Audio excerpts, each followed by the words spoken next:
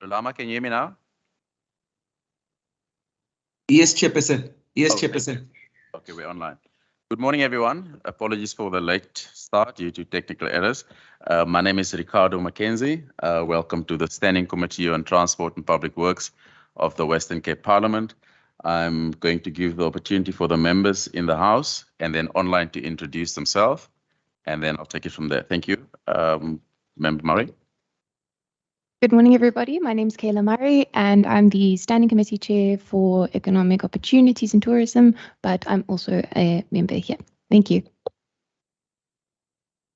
Good morning, I'm Honourable Fry, and I'm an observer on this committee. Thank you. Thank you. Members online. Good morning, Chairperson. My name is Lulama Mvimbi. I'm the member of the committee. Thank you very much. Good morning, Chairperson. Andrikus van der Westhuizen, member of the committee. Good morning, Chairperson. Sean August, a member of the committee.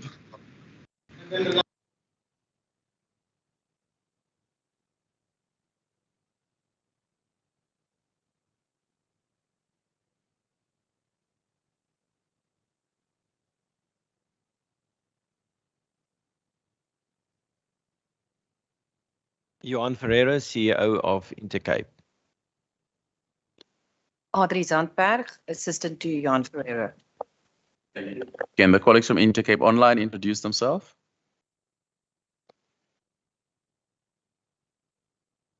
Good morning, Chair. My name is Jack Marais. I'm an attorney at Adams & Adams, representing Intercape.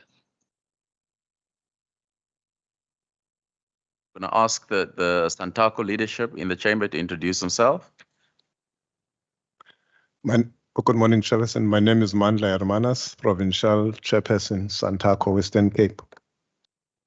Good morning, Chairperson. Sneba Enge, the first Deputy Chairperson, Santaco, Western Cape. Good morning, Chairperson. My name is Makosandile Tumana, PRO, Santaco, Western Province. Thank you. Minister Mitchell and your team online, can you introduce yourself, please?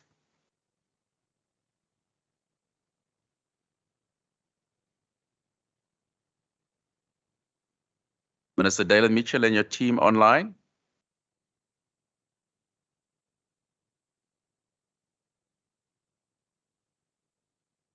Okay. Chair, I could start while the minister comes in. My name is Kyle Reinicke. I'm the DDG for Transport Management in the province. With us from the department is Mr. Yasir Ahmed and Ricardo Collins. I'll let them introduce themselves. Thank you, Chair, and thank you, DDG. Chair, my name is Yasir Ahmed. I'm the Chief Director for Transport Regulation and the Government Fleet. Thank you. Good morning, Chair. Good morning, members. My name is Ricardo Collins. I'm the Director responsible for land transport contracts within the Department of Transport and Public Works. Thank you very much. Thank you. I just got a message from Minister, WhatsApp message, just struggling to get back in. Seems to be a problem with MTN. Anyone from the Department of Transport, provincial government still online? No one else. Then we go to our National Department of Transport. Can the colleagues please introduce themselves? Thank you. Good morning. My name is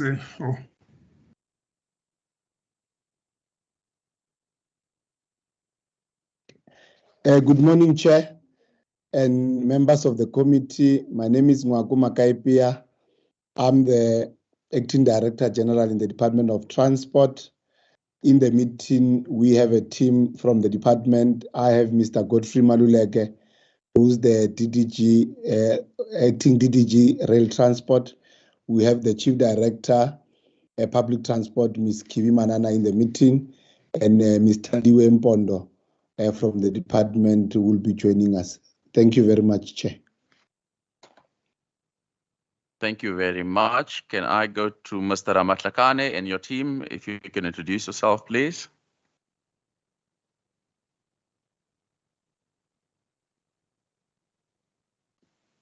No, thank you very much, Chairperson. Thank you very much. And I think that the best person to do the introduction is the Group CEO, Ndate just do the quick, I don't know who else is there. If you could do that, please. Thank you, Chair, and thank you, Chairperson of the committee. I'm David Mpilo, I'm the Acting Group CEO. With me, there's two groups. One, a group that's based in Cape Town at the moment, is the Regional Manager of PRASA, accompanied by the Program Manager on the recovery of Central Line, and also accompanied by the manager that manages the technical infrastructure, Raymond Masepo. So we've got Kaparo Molefe, we've got Yako Cupido, and Raymond Masepo in the Western Cape. Up in Joburg, sitting in a room with me where I'm sitting, is the CEO, Acting CEO of Rail Operations, is the Acting CEO of our Property Division, is the CEO of our Tech and Engineering Division, is the General Manager of Strategy, and we've got a manager standing in for our CEO in the bus operations, Autopex, then our spokesperson and our parliamentary liaison, and also my office manager, Mr. Ngakane. So in summary, I've got Mr. Bia, Mr. Malefane, Madam Anne-Marie Labe, Ms. Annette Lindeque, Mr. Hisham Amran, and Mr. Ngakane, with Kahiso Molefe, Amin Moleme, and Andy Somakanda. Thank you, Chair. Thank you very much. And then online, I've got Lieutenant General Patakile. You and your team to introduce yourself, please. Thank you.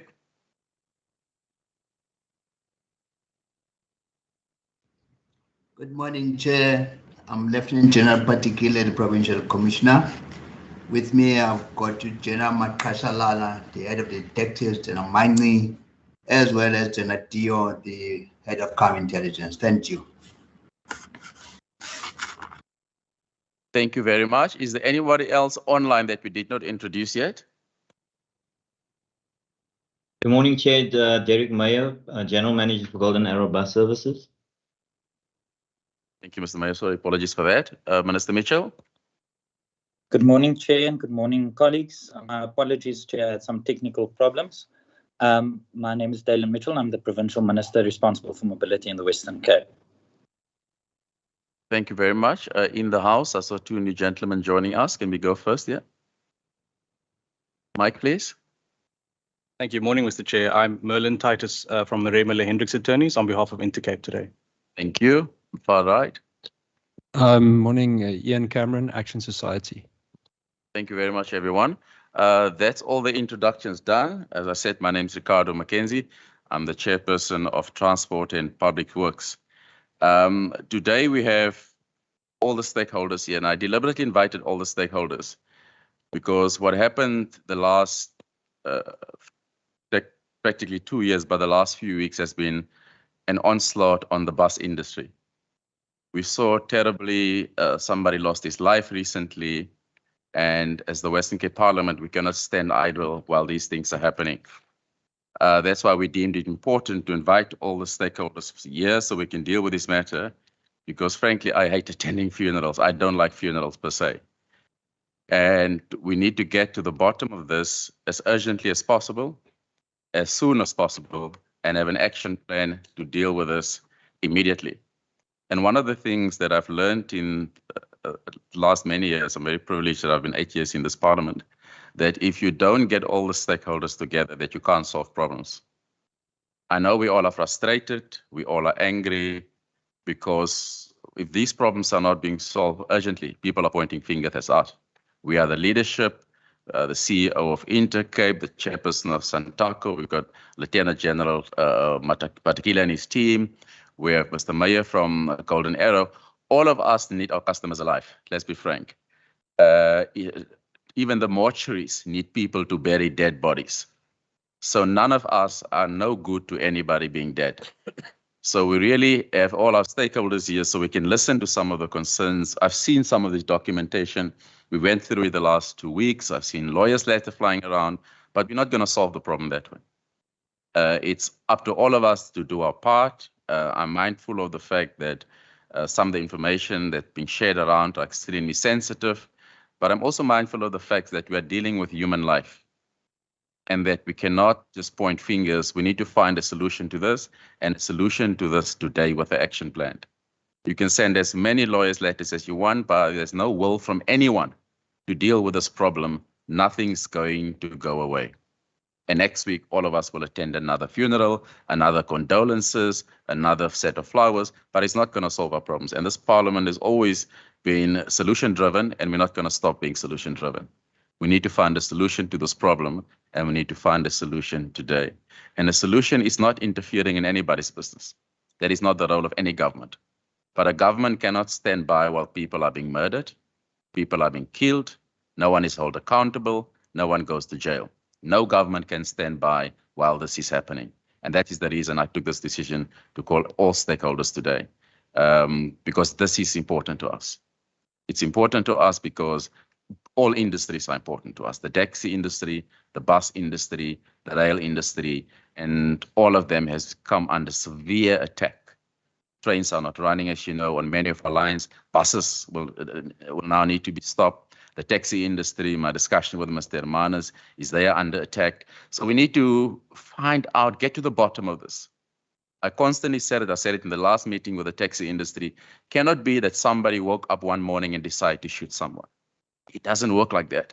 Somebody gave the order. Somewhere there's a decision made to attack a bus. Somewhere there was a decision made to kill a taxi chairperson. Somewhere there was a decision made to undermine the law. And that's where we need to get it. It's nice that a taxi guard, he was sentenced to 20 years the other day, but I'm willing to bet my life. He didn't make a decision to burn that train. I'm sorry, I just don't believe it. Somebody somewhere sat and gave the order. And that is why I called all the stakeholders here. So we need to get to the bottom of this. We need to understand this. We need to get a path going forwards. So next week, none of us release another statement saying condolences, because it's just not sustainable. No government, no industry can survive with people consistently being killed. It is not sustainable, and it's a crisis. And that's why I'm happy that Lieutenant General Patakila and his whole executive team is here. Mr. Mandla Manas and his first deputy president is here. The CEO of Intercape himself is here. We got Minister Mitchell. We got Mr. Derek Meyer. We got the group chairperson of PRASA and his acting CEO is here. Because that's how important these things is to us, to all of us. That's why otherwise all of us could have been somewhere else. So I appreciate that we are here, and I'm going to hand over. We're going to start with the presentation from Intercape first. I'm going to start in the house first. If you want to tell us who's going to put up the presentation, do you want us to lead it? Are you going to lead it yourself, Mr. Pretorius? Pereira. You're going to lead us, Mr. Ferreira, sorry. I can be Sorry, Pretorius if you do want. I have somebody online wants to say something? Yes, Honorable Chairperson. Just, yes, thank you very much, Chairperson.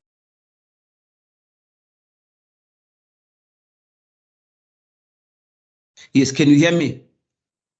Can you hear me, clearly, sir? Chairperson? Yes, I thank can you hear very you. much. Thank you very much, Chairperson, and also thank you very much to you for such a very integrated initiative that you have actually initiated. But I just want to I've noticed that in the representation of the various stakeholders that are here, there was a person who introduced themselves as representing lawyers. I don't know whether is it for Intercape or one of the entities. Then will it be safe then to say that this meeting is held without prejudice, just for the sake of us actually being sure that whatever we are saying here, one way or the other, cannot be used against us? I would like to get maybe some guidance from you, especially that you stressed the fact that you've seen lawyers' letters running around, and then also in the process they are not solving anything. But also we did have one of the stakeholders indicating that there are lawyers that are actually representing them. So I just want to get maybe some clarity and guidance on that before we move. Thank you. The gentleman did indicate you will produce. And remember, Wimby, for us, there's no legal repercussions. As you know, whatever we say in Parliament has got no legal repercussions for us. So, but whatever these gentlemen say, I presume they can back it up by the evidence. So I'll hand over to you, sir. Thank you, Chairperson. Mr. Jack Marais from Adams and Adams will take us through a short PowerPoint presentation. I know that we've got 15 minutes only to speak. So, Jack, if you can please take us through the PowerPoint presentation as quick as you can. Thank you very much, Chair. Chair, can I just briefly inquire, can you see the PowerPoint presentation on your screen? It's a slide that should say Intercape, and I just want to make sure that it's visible to the members. Thank you. If you can just make it a big screen, please, a full screen, but otherwise we can see it.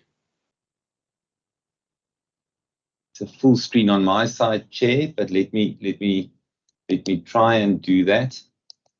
While you do that, members, this document has been distributed to you. If you can, I think Intercape will be in your documents under Annex A.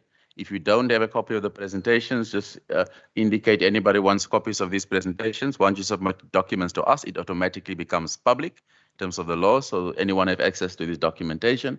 So you can contact Johan if you need this documentation. It is now on full screen, sir, and you can continue. Your 15 minutes start now. Thank you very much, Chair. I will only take up a part of the 15 minutes.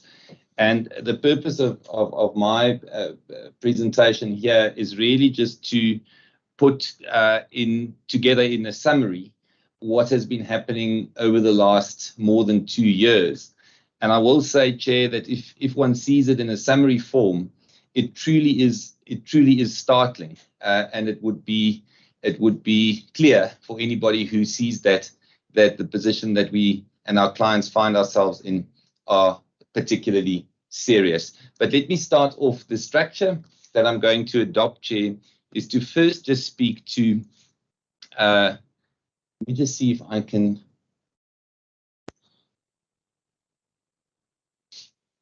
Chair, my concern is that my slides might not be moving on your side. I've moved on, but I can see that in the house the slide is still on the introductory slide. Let me just take a moment to see if we can fix the technical issue.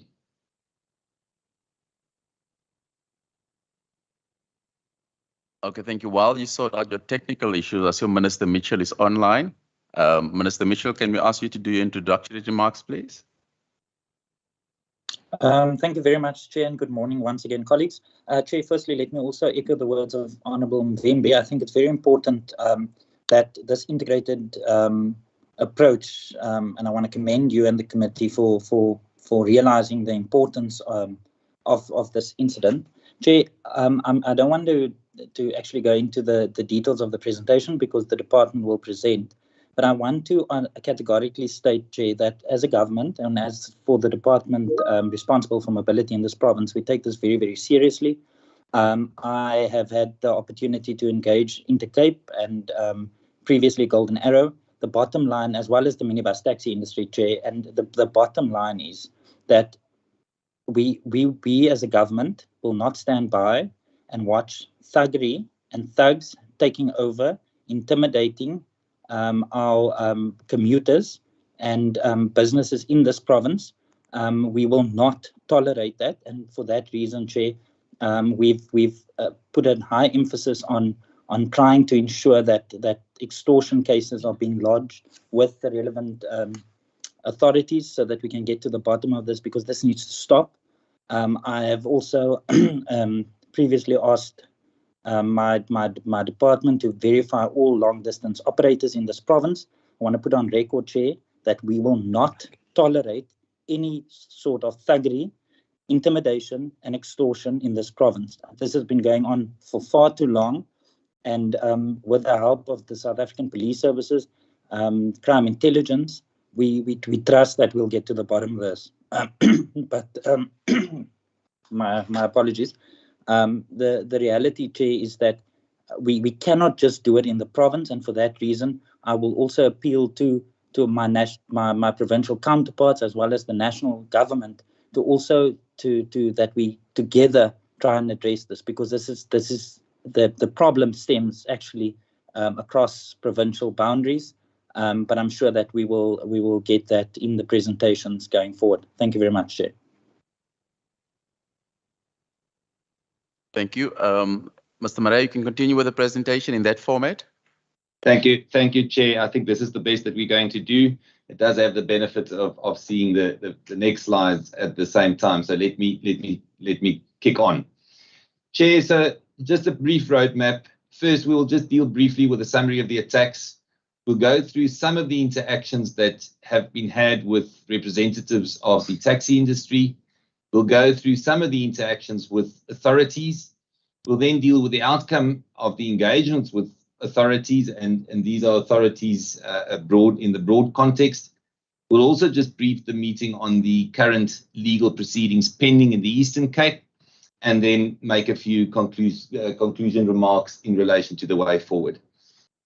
Chair, the attacks have started really in 2019, and the attacks involve incidents of stoning, intimidation, assault, blocking of stops, really no-go zones as they refer to, and attempted extortion. Now, Chair, I'll emphasize this point, that none of the information that we provide here today is not already and has not for a long period of time, in respect of most pieces of information more than 4 months, in respect of matters happening subsequently, as and when they arose, been given through on a formal, informal, and in every possible forum to various authorities, but most importantly, I think, Chair, to the police. And you'll see on the slide on the right is a screen grab that says, "Good day. The amount is 100,000 Rand per year. Regards, Ms. Kay Sitoli, Edichwa Taxi Association." Now, Chair, in the context of what we're discussing today, that's a concrete piece of evidence in relation to an attempt to extort money in return for ensuring the safety of buses. It is the type of information of which reams of documents have been submitted to the SAPs, have been submitted to various law enforcement authorities, and the reality is, Chair, not much help has been forthcoming. The attacks look like this, Chair. There's 150 incidents since the start of 2021, 80 incidents since the start of 2021. Excuse me, there was just somebody. Sorry, and on about Rickers, mute yourself, please. Thank you. Continue, Mr. Marais. During 2022, Intercape faced an incident of violence or intimidation nearly every second day. 29 stoning incidents only in 2022, and 19 shooting incidents in 2022. Chair, the reality is these numbers will be outdated at the current rate by this afternoon, and they will be more outdated by tomorrow. That's the rate at which these attacks are happening. Maybe just a graphic representation of these attacks. The blue dates represent incidents of intimidation. The orange ones, incidents of stoning. And the red ones, incidents of shooting. It has become a reality of the everyday life of our client of Intercape. The reality also of these attacks are that they are becoming more violent, more sophisticated, and more organized. We find in certain situations, and we don't have the time to go into the detail of each of these incidents, but we find the use of vehicles in the attacks where buses are being chased down somewhere on the roads in South Africa, being chased down by bakkies, by more than one vehicle in some instance, and being shot at. We've also seen that in instances where the police have rendered assistance in relation to escorting buses, there is a clear pattern where the moment that there isn't an escort, there is an attack. And for us, Chair, the inescapable conclusion is that the information in relation to which buses are escorted and which buses are not escorted is available to the attackers. The latest spate of violent attacks, Chair, and you would have seen this in the media, but took place on 31 July 2022, and then again 2 days ago at night on the 3rd of August 2022. This is what it looked like, Chair, on the 31st of July 2022 in Cape Town, on the 3rd of August 2022 in Cape Town. The situation is very, very serious. Chair, let me move on. We don't have time to delve into the nitty-gritty of the interactions with representatives from taxi associations. What we can say, Chair, is that the police has been fully briefed on the nature of these interactions. The police has been provided with documentary evidence. Yes. Yeah, no, it's fine. I'm doing it online, but obviously I just need to concentrate. Can you mute yourself there, please, Mr. RC? Thank you, Chair. Thank you, Chair. We've set out in the presentation some highlights in engagement, and I'm not going to go through them. The point that I want to make, Chair, is that these interactions contain what we regard as extremely serious and unlawful demands, and it contains the evidence in relation to those demands. It contains also details of individuals who are identified both in photographic evidence, in correspondence, and in other documents, which has been provided to the police and regulators, and which, at the very least, Chair, calls for serious investigation. I move on. I think it is necessary to point out perhaps maybe one or two of the most serious demands that have been leveled at Intercape, but also at other bus operators. The first is there are demands to increase prices with immediate effect against threats of violence if not implemented. There are demands to charge very specific prices per ticket by a particular point in time. There are demands, Chair, which relate to the departure times of buses. Bear in mind, again, this is a regulated industry and departure times form part of our permitting conditions from which we cannot depart. These demands are unlawful. There are demands relating to the fluctuations based on demand in relation to prices. As you'll appreciate, Chair, a company like Intercape has a sophisticated pricing system that meets supply and demand with fluctuations in prices. And there are the no-go zones. There are demands that there should be no operations out of a number of towns in South Africa, and they're listed there. we've highlighted the dates of the meetings with the taxi representatives. There have been numerous interactions with authorities from various law enforcement and regulatory representations. They're all listed there. I'm not going to go through them. But what is worth pointing out, Chair, is that the engagements that have taken place have happened at a very high level, and they have been ongoing for a long period of time without a practical solution yet. I think it's important, Chair, and we've put it in this presentation, notwithstanding our limited time, to brief this provincial legislature on what has happened in the Eastern Cape, and allow me just a moment to relay the relevant facts. Chair, on 27 May this year, there was a very serious and widely reported strike, and you can see the remnants of that strike in the picture on the representation. There was huge interruption of business, very significant damage to property, and a series of criminal acts perpetrated on the 27th of May. What was the MEC in the Eastern Cape's response, Chair?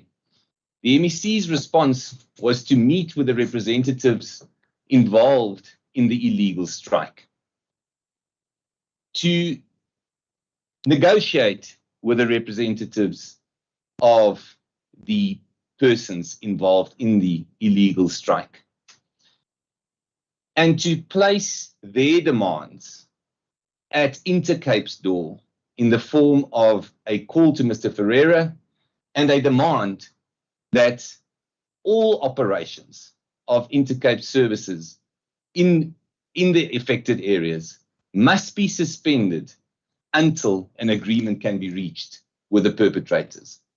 It is a startling proposition, Chair, that a MEC would represent effectively and would advance the cause of those who are clearly conducting themselves in a criminal way, to the prejudice not only of Intercape, but to all who use its service. That conduct, Chair, has led to litigation which is pending, and I'll briefly deal with that towards the end of the presentation. Chair, again, we list letters to various authorities which have not attracted a reply, and there they are, and they can be made available to all the members for their information. What has the outcome of these engagements been to date? We were particularly pleased when the SAPs in the Eastern Cape, through our engagements with the NAT joints, decided to make available resources to escort buses. This has helped, Chair, and it is a positive step that was taken. We have raised the concern with the flow of information in relation to the to incidences where escorts were suspended and attacks immediately started again. We had opportunities to engage with the POCC and provincial heads across the country. The sad reality, though, Chair, is that despite what seems to be clear, hard, and credible evidence, no arrests have been made. Not a single shooter has been arrested, and I think more importantly, and as you've indicated in your opening remarks, Chair, there's been no arrest of any mastermind behind the shootings and the stonings that we can visually see on the screen. That, to us, Chair, is the biggest concern of all. Not a matter of negotiation, Chair, where somebody is shot and killed on the instruction of another. It's a matter of investigation and ultimately arrest. The Eastern Cape MEC for Transport have issued a directive in terms of which our client is now only allowed to operate out of a very limited number of towns in the Eastern Cape. No engagement has happened with the MEC for transport. No engagement has been forthcoming from the presidency. Chair, I'll conclude by just showing again a couple of pictures of the type of evidence that is available in relation to criminal conduct. Vehicles can be identified, persons can be identified. No arrests have been made. I've alluded briefly to the current legal proceedings in the Eastern Cape. Again, this information can be made available, but the bottom line of the litigation in the Eastern Cape is that the MEC should discharge her obligation to take positive steps to protect bus owners, bus drivers, and passengers in the Eastern Cape. To date, no such steps have been taken. I conclude, Chair, from Intercape's perspective, the way forward is one of action.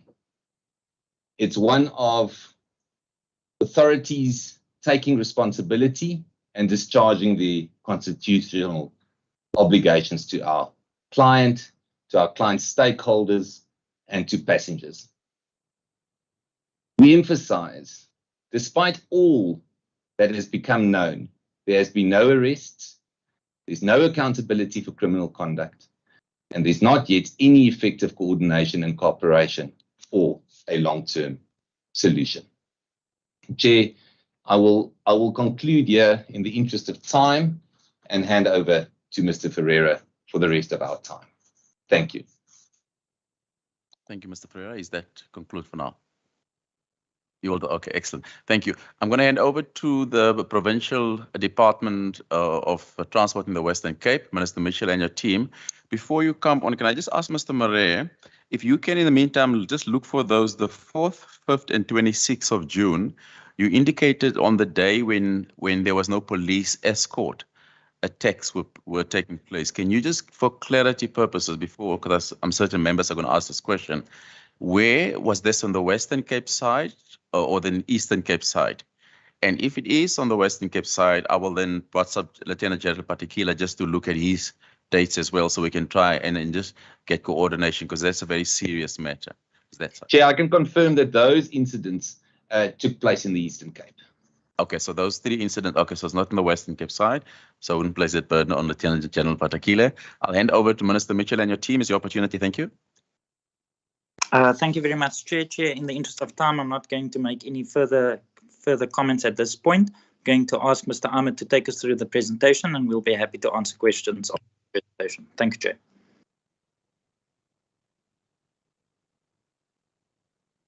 Chair, Minister, thank you very much. Can I just confirm, Chair, if you can see the slides? Yes, we can. Thank you. Thank you very much.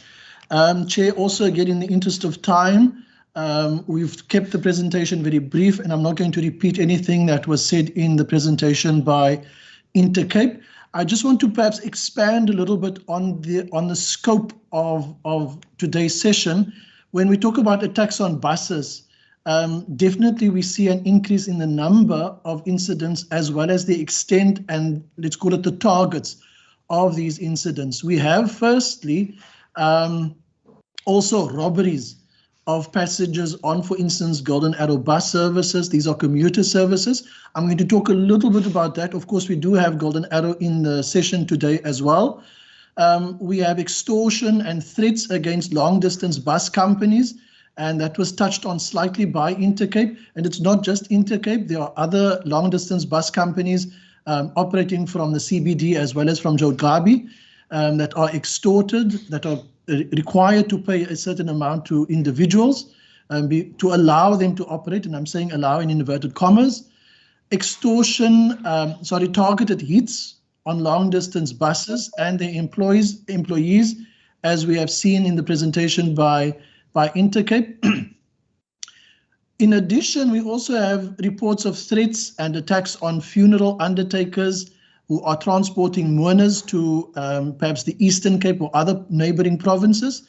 They too are stopped by so-called patrol vehicles of course, being illegal. They're not allowed to stop a vehicle on a public road, but these patrol vehicles stop vehicles that are transporting people to neighboring provinces and require fines to be paid or levies to be paid. There are also attacks now more frequently on private vehicles, with families traveling to neighboring provinces, and we've also heard of attacks on private vehicles where people are simply going to work with more than the driver in the vehicle. Extortion, attacks and hijacking of legal, charter, scholar and staff transporters, and vehicles being released only on the payment of fees or fines.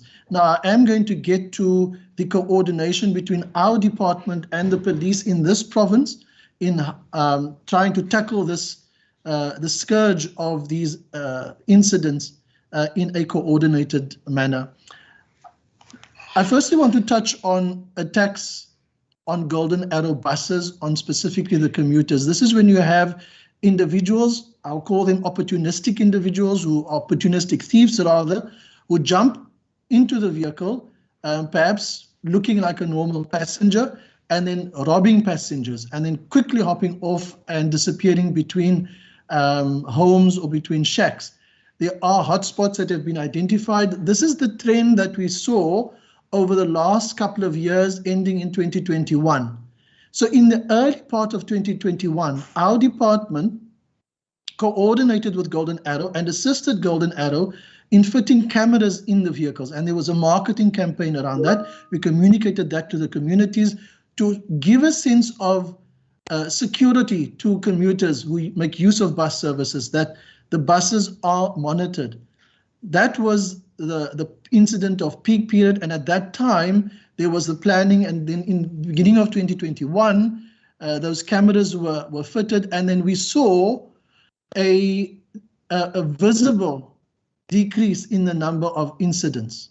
Unfortunately, we have now again seen an uptick in the number of incidents, and together with the SAPS we are monitoring, or we are assisting the SAPS in identifying those hotspots for this type of opportunistic robberies of passengers.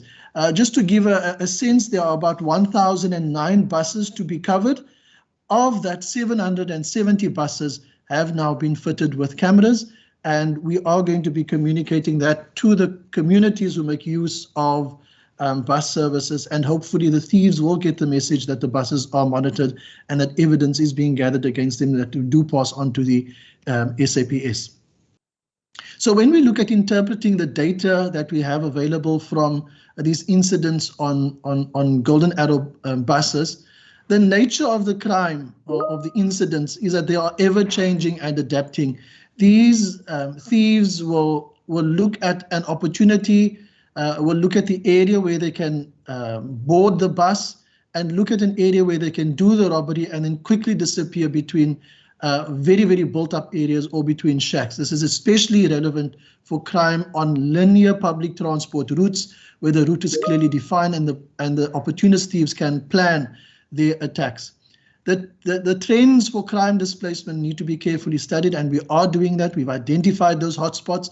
We share that information with General Patakile and his team in the Prof Joints meetings that our department attends, and in the Transport Priority Committee meetings, and we do have close collaboration with crime intelligence to map these hotspots so that there can be adequate deployment in those areas from SAPS's side.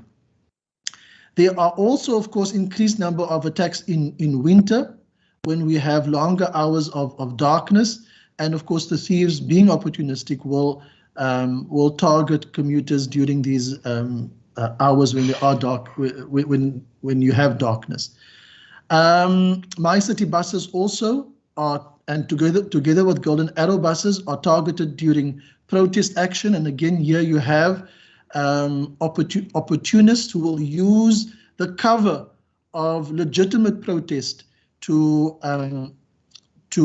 rob and steal from commuters on public transport vehicles. Countermeasures are needed to evolve. Countermeasures need to evolve with the criminals to ensure sustainability of measures that we introduce jointly and in an integrated manner with the police, with the regulatory authorities, with traffic authorities. And of course, constant pressure from our side on the SAPS and coordination of effort is required. And certainly from our side, I can say we've had good cooperation, even with Intercape via the Provincial Operational Command Center. When there is a need for rapid response, if there has been an incident, that response we can always rely on from SAPS in this province. It is on the intelligence side to try to prevent this. I think that we need more resources, and of course on the investigating side so that the arrests can be made rapidly, as was also mentioned by Intercape. If we look at incidents involving the long distance operators and we interpret that data, there is pressure applied on companies to reduce the number of buses that are operating, and that was clearly shown in the presentation by Bayak. Companies are told to cease operating from certain towns in the Eastern Cape. We've seen here in the province the flooding of ranks and routes with illegal operators.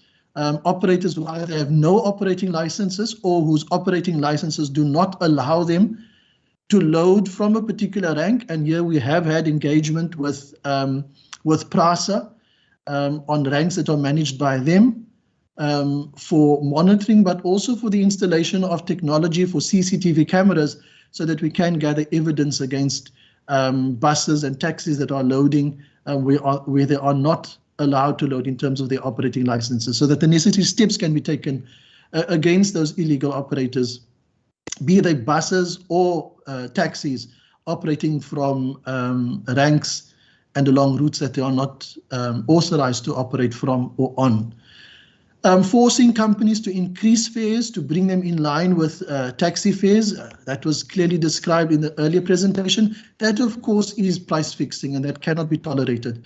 If there is a conviction in that regard, and if taxi operators or bus operators are linked to that crime or found guilty, then there will be repercussions in terms of the National Land Transport Act as well. Intimidation and attacks on bus drivers. Here, of course, Jaap did mention in his presentation, or in Intercape's presentation, the Intercape driver, Mr. Machano, was killed on the 28th of April, and Mr. Tulani was shot and wounded on Sunday, the 31st of July. We do meet regularly with Mr. Ferreira and with Mr. Haman and the team from Intercape to try to assist where we can, and also to convey to the SAPS in the forums where we as Transport and Public Works serve, to convey to the SAPS the urgency of addressing these particular cases where the buses are targeted. Criminal elements allegedly linked to the taxi industry. We have got that information. We rely on the investigators to confirm, to make those arrests, which will then allow the regulatory authorities to take steps. But that cannot happen until there have been convictions in the courts. If there is information of a legal taxi involved in an illegal activity, then certainly the PRE is looking at taking action against the owners of those vehicles. And of course, as was mentioned in the earlier presentation, there's been limited success in terms of arrests and convictions. And again, this morning in a meeting that I attended with the police, a task team specifically focusing on extortion, this matter was also raised by myself to request of SAPS to move rapidly to get arrests on the books, and convictions where we have got the NPA also on this task team.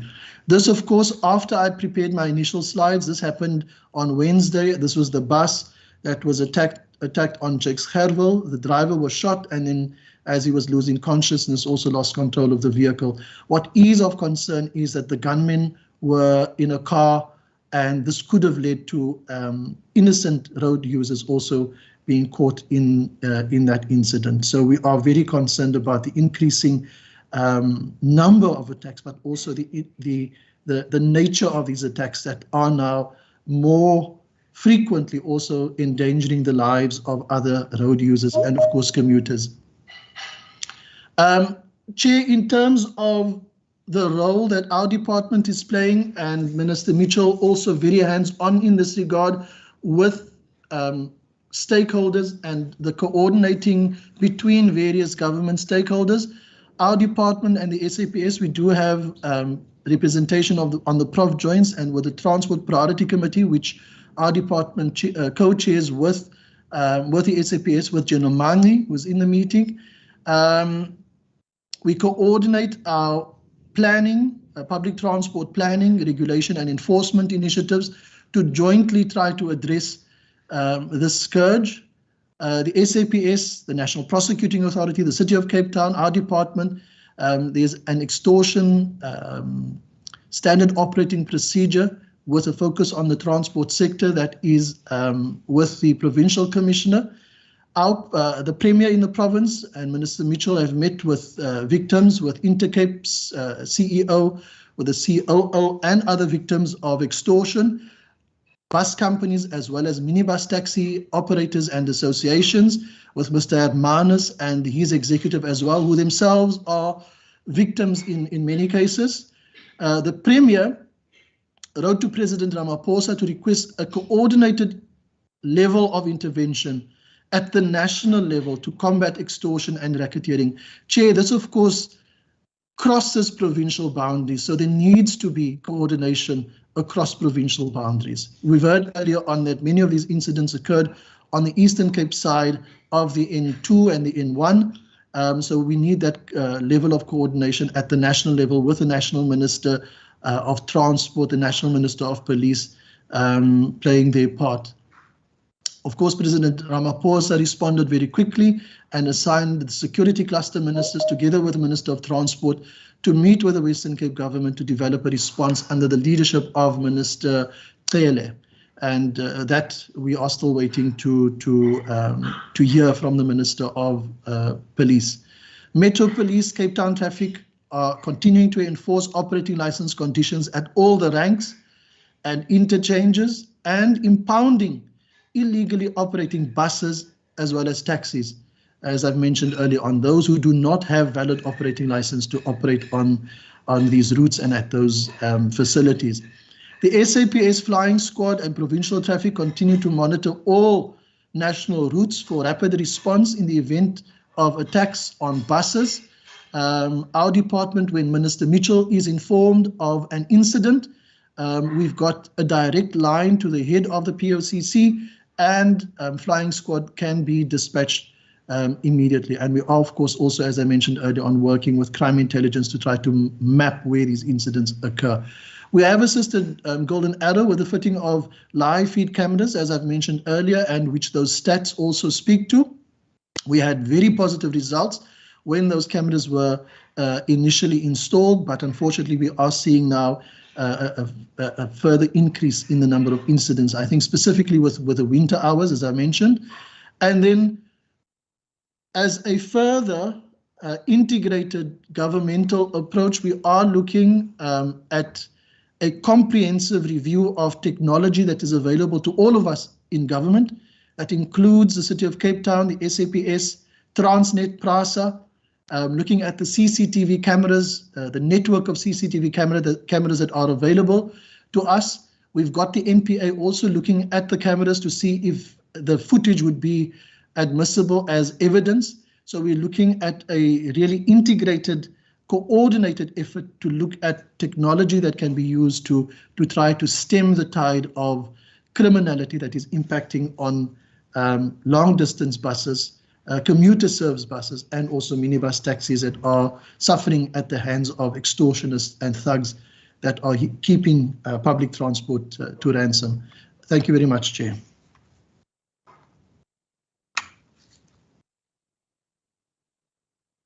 Thank you very much. Mr. Derek Meyer, a Golden Arrow. Thank you, Jane, and good morning once again. Chair, I think Yasir did a very excellent presentation, especially on behalf of GABS, and in the work that through the Minister Mitchell and his team, helping GABS for fitting the CCTV. I think that together with the strategy that we put in to try and take the the source of the robberies, which is essentially revenue and the passengers' cell phones, to try and make that less easy for the robbers to get to. We've put on drop safes, the CCTV cameras. We've got panic buttons, and all our buses are now tracked live. So we are in communication directly with the jock as well. So assistance could be sent easily.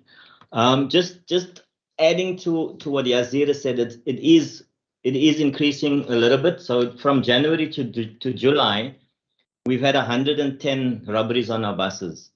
What's concerning about that number is that each and every one of those robberies were armed robberies. There are at least 3 to 5 potential passengers boarding, and at least 2 of them are armed. As we always say, every single incident is a potential fatality that could happen. Touch wood, it hasn't happened as yet, but that's the case. Our hotspot area at the moment is mainly Khayelitsha. It's 73 cases since January in Khayelitsha. We've got the location. It's on the corners of Bonga Drive and Jefta Kema Samola, where 43 of those cases has happened. And most of those cases, 47 to be exact, is at the moment reported to Site B SAPS. Just in terms of the interventions that we've put in, the original modus operandi for the robbers were to board as passengers, and then when they get to what they call their safe space, and the driver, obviously it's either on the R300 or close to where they live, or they feel safe, they would then rob the bus, force the driver to jump off, rob the driver, and then run into the township or into the shacks.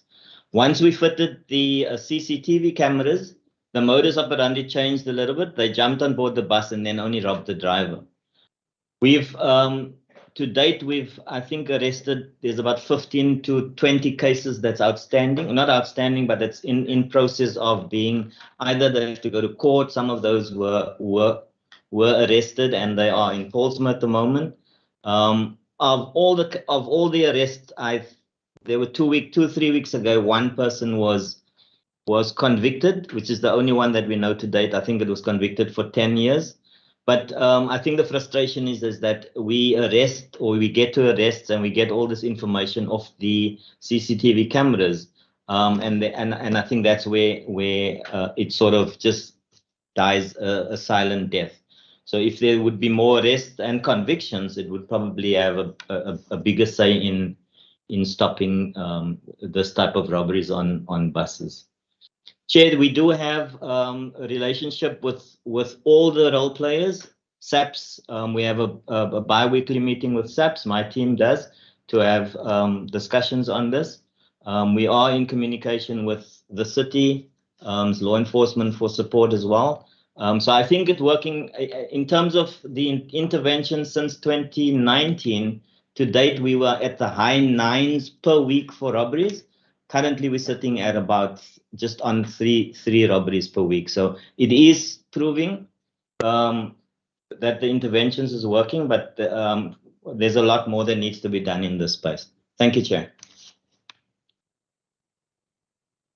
Thank you very much. The more I see these numbers, the more I start trembling in my chair. Can we, in the meantime, our colleagues from the National Department of Transport, if you can get your presentation ready to flight, and after that, Mr. Mandla Hermanas from Samtako will also present to us. Johan, we're going to flight the Department of Transport presentation, or are they going to flight it? Will they flight it? Okay. While they do that, can I ask you, Mr. Mayor, and between you and Mr. Reinecke, I just want to get my numbers right. The 110 robberies, that's one prosecution that's been done out of the 110. If you can just, I don't expect you to have those numbers here, because you mentioned 73 cases. That means somewhere 47 cases either reported somewhere else, or because you mentioned 73 at Khayelitsha, or they just floating around. And out of the 1520, you mentioned 1520 arrests. Is that 1520 arrests of the 73 or 1520 arrests of the 110? And where are those cases? So you don't have to answer now. You can get those numbers for us, because it's important that we address these matters properly, that we just have the right numbers. But one arrest of 110 cases, that is 1%. Chair, I'm just to quickly add to that. I've got all those documentations. I'm happy to email that directly to you, Chair. If you can do that, I appreciate that. Thank you, Mr. Mayor. Pleasure. If we can get the National Department of Transport.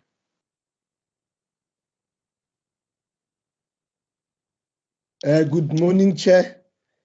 What we'll do as the Department of Transport, we wouldn't really go into the detail in terms of the presentation because the issues that were presented by the Provincial Department were aligned in terms of those issues. I'll hand over to the Chief Director of Public Transport, Mr. Lisiwa Manamela, to then just summarize and talk to the issues. Mr. Manamela, can you assist? Sir. If anyone wants a copy of the presentation, the Department of Transport did give us a copy of the presentation. It's available for anyone who wants a copy. Thank you.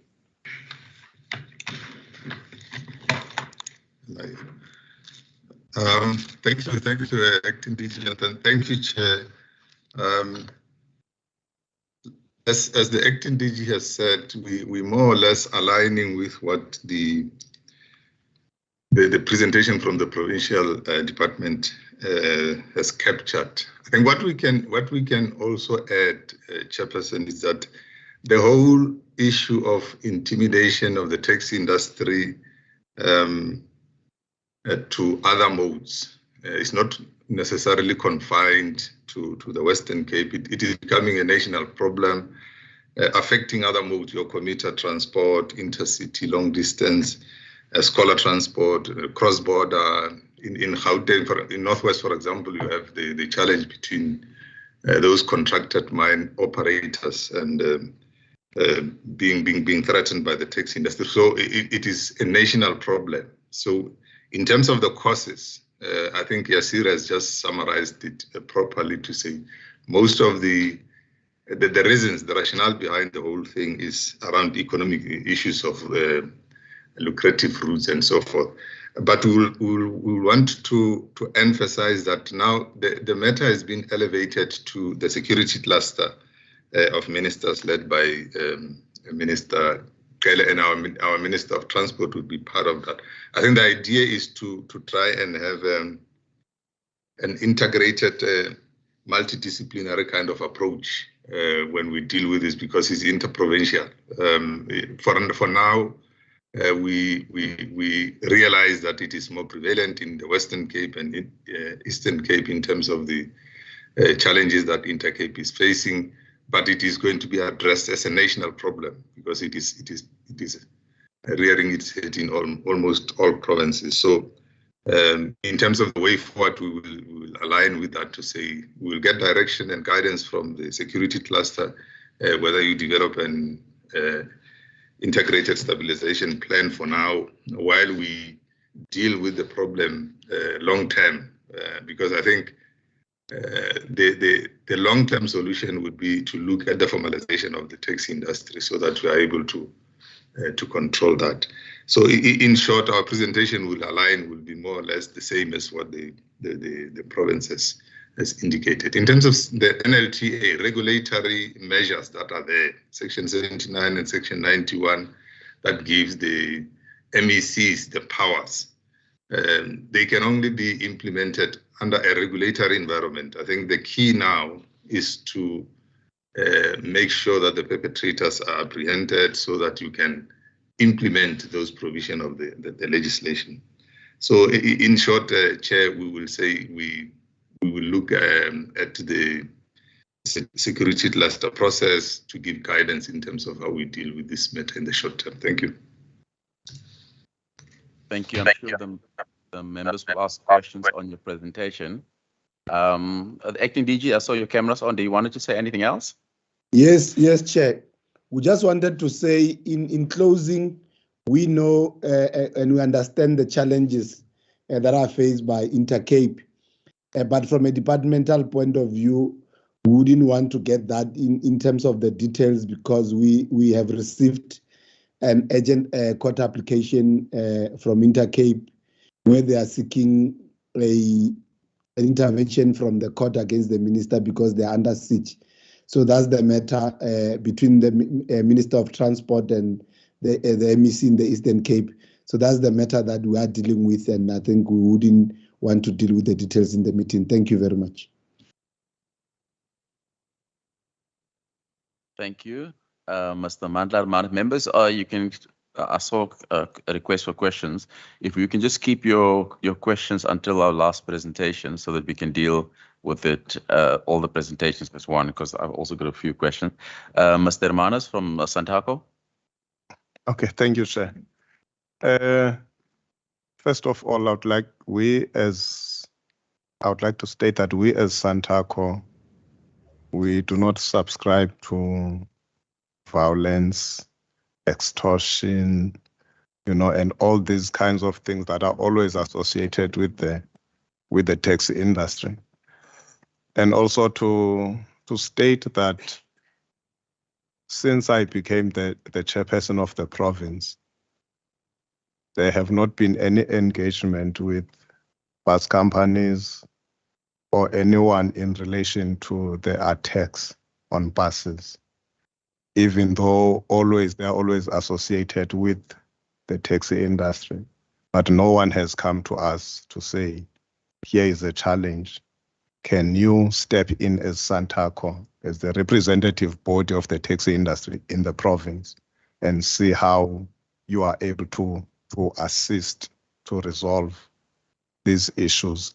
Because whilst we sit at provincial level, I've seen from the slides that Intercape might have had meetings with taxi representatives. And I think that word they are using it very loosely to say taxi representatives, because the taxi industry is structured. You have the provincial council, the provincial taxi council, which is elected, and then you have regional taxi councils. And then from there you have the primary associations. So I was struggling to understand at which level were these engagements with the taxi representatives, but definitely not at provincial level. And also what we see here, it seems the problem is national, even though some incidents might be happening here in the Western Cape, but it's not a Western Cape thing. I think it's a national thing, because I've looked at the presentations. There's towns that are being turned into no-go areas, and all those towns are in the Eastern Cape. And there is Santaco there who should also come on board in these engagements. And also to say, we struggle to understand, as the taxi industry, the motive. One, 99% of our operations are local. We take people from Khayelitsha to Cape Town, people from Nyanga to Bellville, and so on and so forth. That is 99% of our taxi operations.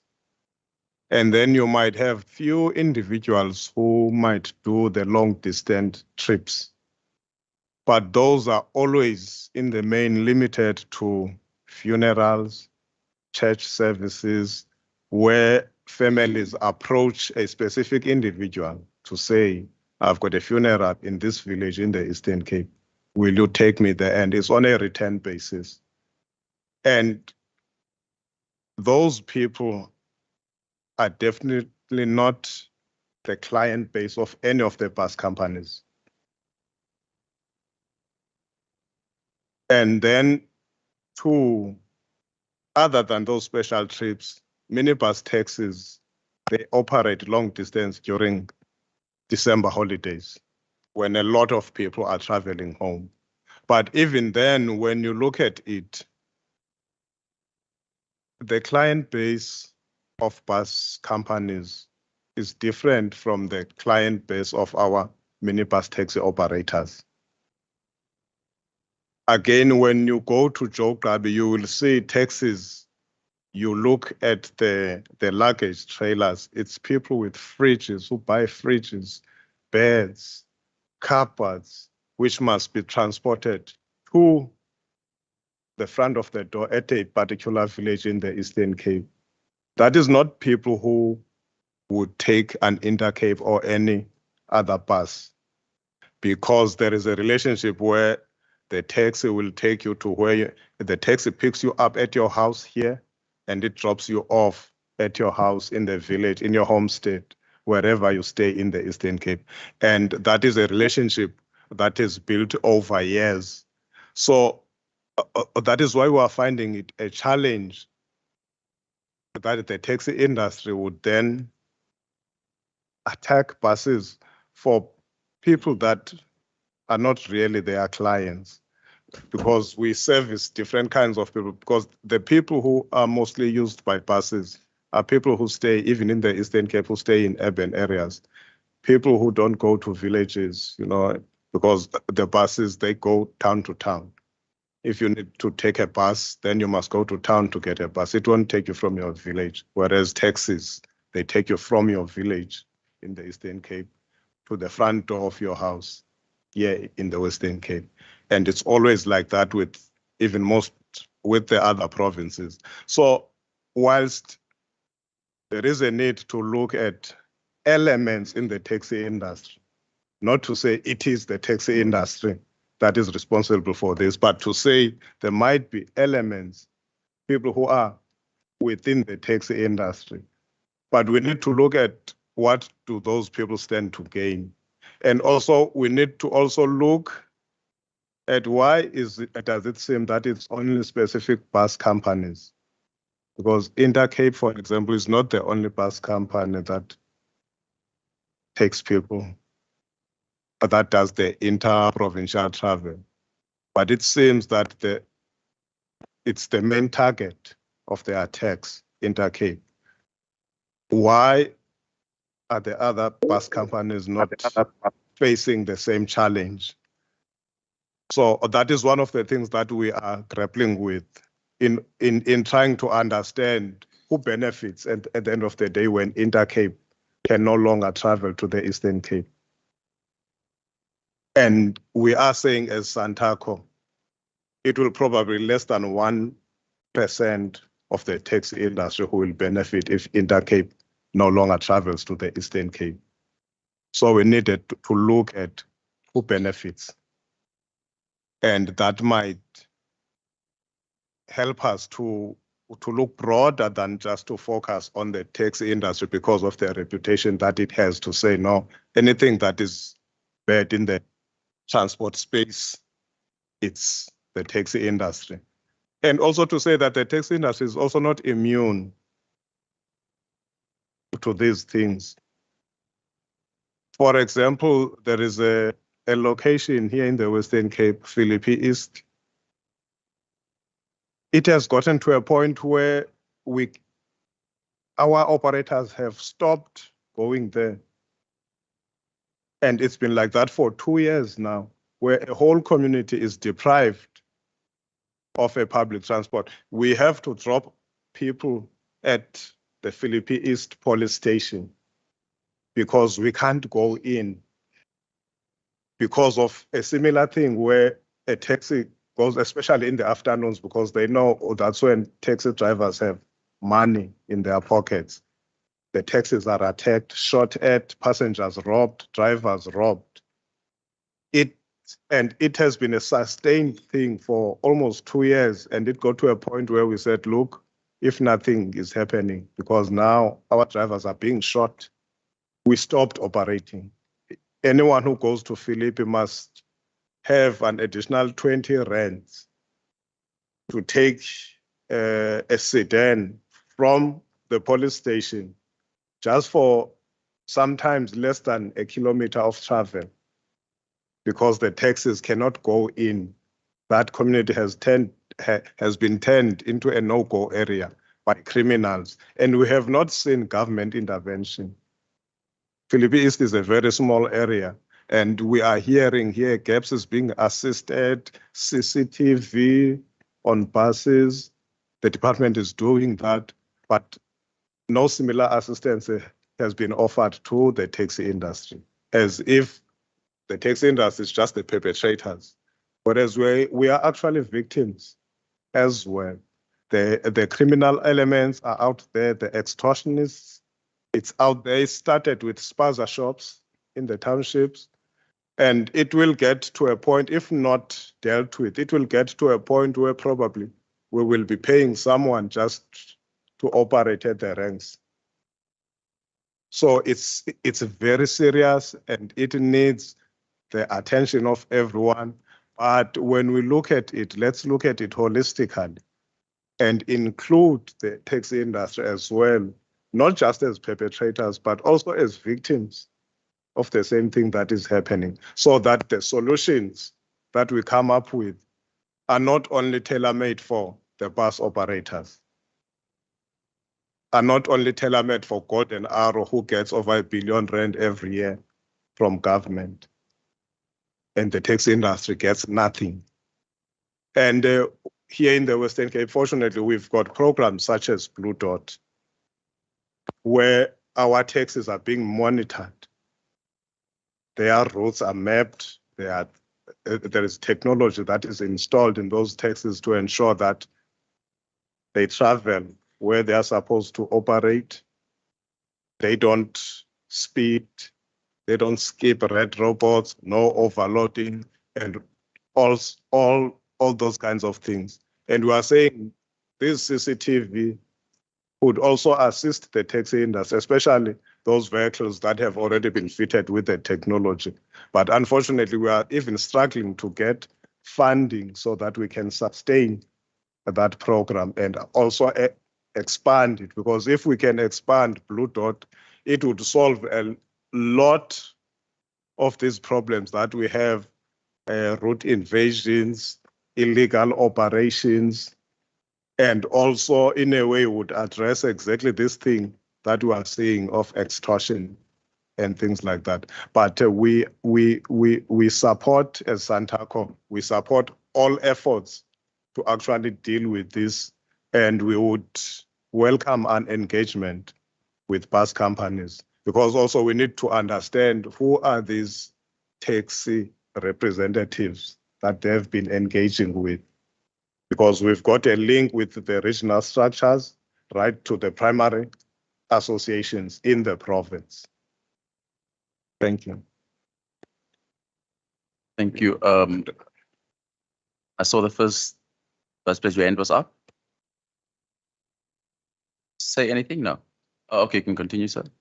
Yeah, all right. I just want to second the chairperson. First, just so everybody knows who's speaking, introduce yourself and your title. Oh, I'm Neba Enge, the first deputy of Santaco, Western Cape. I just want to second the chairperson regarding the crime that is taking place in South Africa. I don't want us to limit ourselves only to the taxi industry, because crime in South Africa is rife. We all know about that. Recently, we had incidents whereby people were shot in taverns. We don't know what is happening. There is this incident that is focusing on Golden Arrow and Intercape. And you ask yourself a question, what about other buses or other bus companies? What is happening? So that is a question that needs to be answered. In Kailicha, particularly, I listened to the presentation whereby it has been stated that 73 cases of 110 cases happened in Kailicha. Kailicha is increasing in crime day in and day out. And I'm sure Mr. Mayor from Golden Arrow knows that those incidents are not taxi-related incidents. It's a crime from the community. And the question is, what are the police officers doing about that? Because these are reported. And something that is like what the chairperson has alluded to concerning the Philippi is also happening in Kailicha. There's a area called U section. When you come from Site C in to Kailicha, like towards the P section and in the inner part of Kailicha, we are alert when our taxis go in that area, because the criminal activities take place there. These guys will stop a taxi as if they are going to go in as customers of the taxi, but when they get inside, they will then take money from the driver. That happens in Khayelitsha as well. So I'm trying to support the fact that taxi industry is also victim in this. And I would like to emphasize in this standing committee that it should be noted and understood that taxi industry is 100% black-owned business with no support from the government. And Golden Arrow, as it has been stated, is being given 101.3 billion per year as a subsidy. That is painful and needs to be considered by the government, because the taxi industry also needs such support from the government in order to stabilize it. Because the project that has been started by the Western Cape, which is Blue Dot, is going to end sometime in September. And that system is assisting to those that have been started off as a pilot project, because it has got a system whereby the driver will be monitored in everything. The chairman has already alluded in that. But I'm just trying to emphasize the fact that if such a project can be extended to everyone, then there will be stability in the country, and particularly now Western Cape. So that is a kind of support that we want from the government. As the new leadership, we want to leave a mark after our term, but we will not be able to leave that mark after 4 years in our office if we don't get support from the government. Thank you. Thank you very much. I know that Lieutenant General Patekile and his team is waiting for us, but we've just emailed them the presentations. Can I ask our colleagues from PRASA, if Lieutenant General Patekile just give us indulgence for PRASA to do their presentation?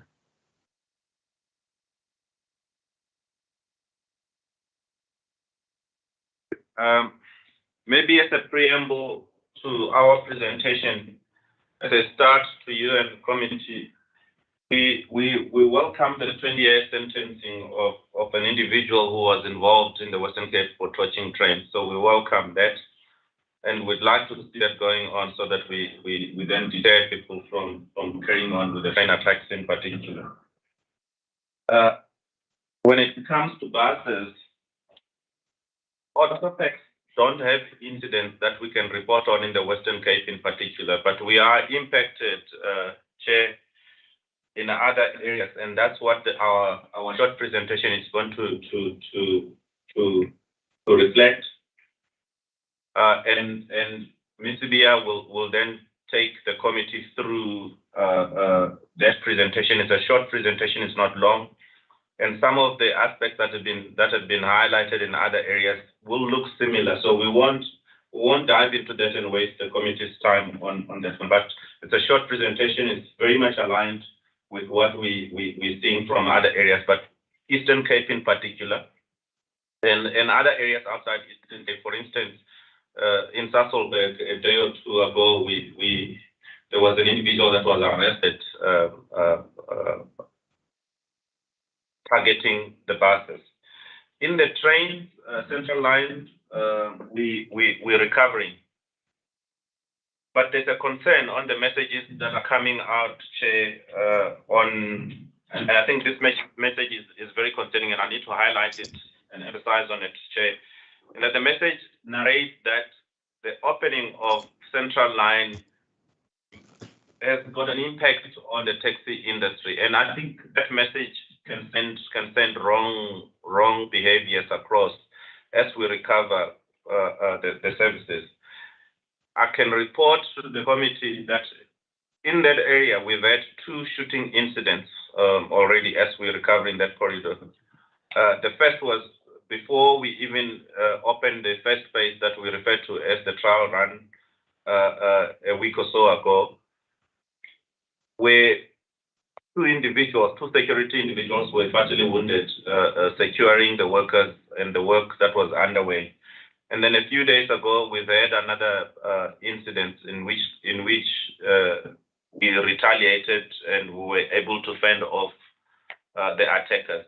But we can't pin it down, neither can we say it's exactly coming from taxis or in other areas, but we are getting attacked in that area. But my worry was the messaging and the narrative that said opening the train lines has got an impact on train services.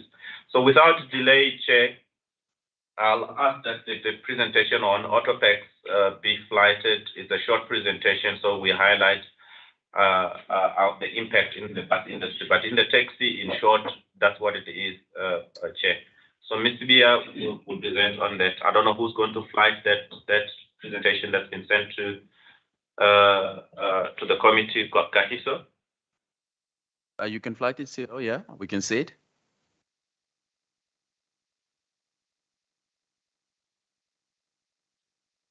Okay, so first slide, Ms. Bia, who's going to take us through that presentation.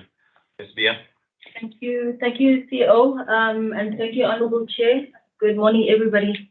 As the Group CEO has given a preamble, we'll just touch on the main areas and the main points that some of the colleagues have already alluded to. So the instances are pretty similar in nature.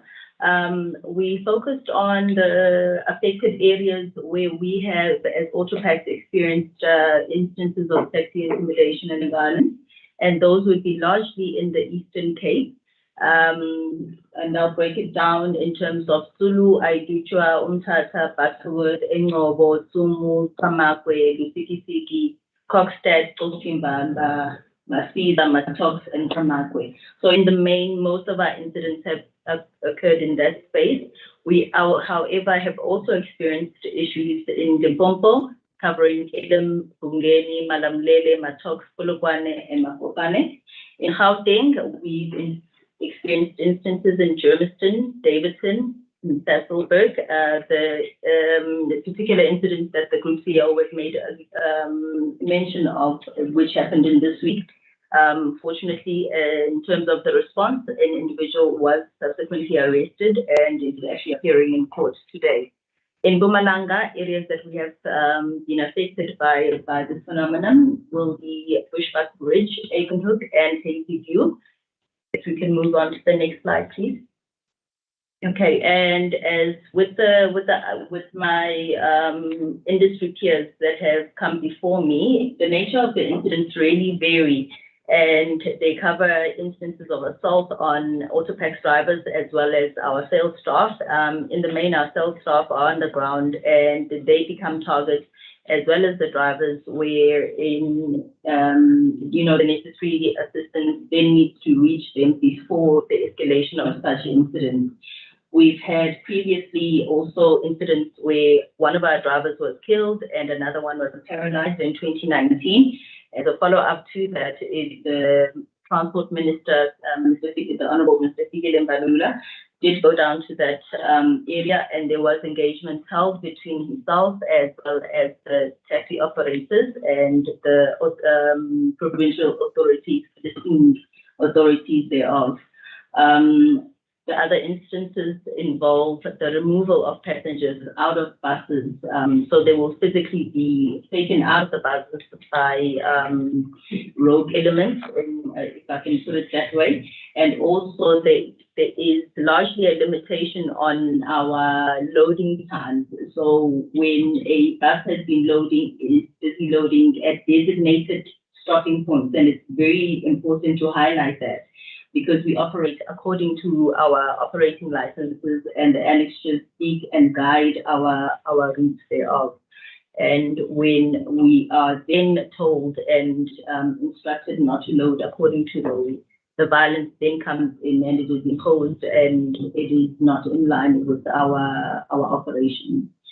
We have also experienced, as with the other industry peers, we've also experienced instances of stone throwing, where our windscreens and windows with passengers in the bus have been broken due to stones being thrown. Our passengers are constantly getting intimidated when they are either purchasing tickets or trying to actually board the buses at their designated stops, which are reflected on their tickets. And the worst part for us is that there is a prevalent instance now where the taxi drivers are then going into ShopRite stores who are Asians and who we pay commission to in terms of selling our tickets, and they get then instructed not to sell our tickets. So you'll find, for example, in Umtata, they will go into the ShopRite, passengers will go into ShopRite and they'll be told, no, sorry, you can't buy Autopax tickets. And we sent people out onto the field to try and investigate this further, because even when we look on our side, we'll find that our tickets are not appearing on their system, and that is what the information is being filtered through to our staff. They are also restricting our passengers from entering into the buses in specific areas. So you'll find a situation where a bus will arrive and the passengers will be there ready to board the bus. However, in a very quick turnaround, then all of a sudden the bus is surrounded by taxis and people brandishing guns and telling passengers not to enter the bus and forcefully actually directing the bus drivers to move away from those areas. There's also instructions that have been given to Autopax staff not to sell tickets at the loading point.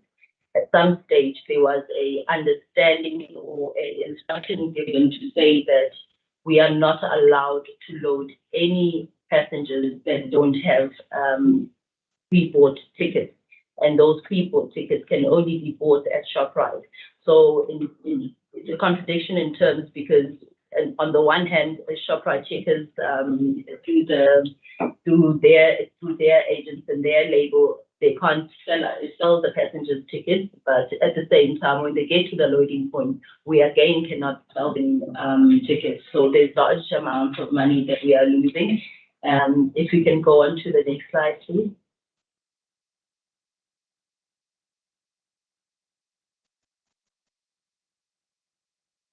Thank you. The key interventions from an Autopax point of view. It's also important to note that we as Autopax are familiar and we are fully compliant with the provisions of the Land Transport Act 5 of 2001. We have operating licenses that are in place for all our buses. These are legal and we adhere to those constantly. Our drivers go out with these, and when they are asked to be produced, they are produced to law enforcement officials. So from that point of view, there is there's not one instance where we have found ourselves in a position where we have not been able to produce such. So when we then get those kind of instances, we then have to resort to putting in place a very structured approach in terms of trying to mitigate the effect on our passengers. And how we've done that is to also dedicate a particular resource and a very competent employee to deal with these matters as and when they occur. So they're sporadic in nature as well, so we never know where we need to send them to, but that person then gets paid. We have further, in terms of being a law-abiding citizen and corporate and state-owned entity, as it were, we have successfully been able to apply for and get 2 court interdicts that have been that are in place currently. In the entire Eastern Cape, they have been served on the various taxi associations. The provincial commissioners in terms of the South African police are aware of these, and we are currently in the process of applying for the Limpopo Court interdict. We have found that this particular approach, in as much as it is in place, those who are found to be in contempt, we are then serving those, having those over in terms of taking the necessary information on the ground.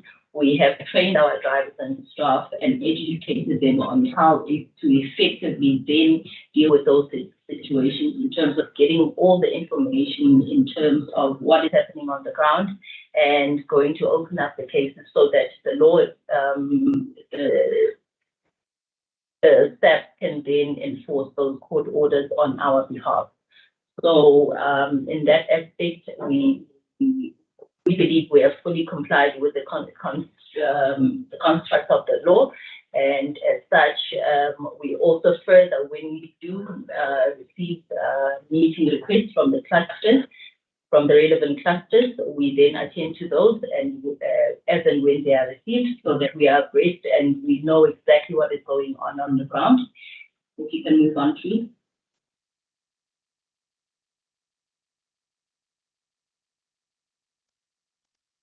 Thank you. And then just to quickly highlight the challenges that we face as a bus company. Obviously, because of the attacks, nobody wants to go and put themselves in the line of danger. So this naturally then would keep passengers away from our buses because they don't know how safe they are going to be if they get on those buses, or even if they attempt to, as it were, because they don't even get to the stage where they actually enter our buses.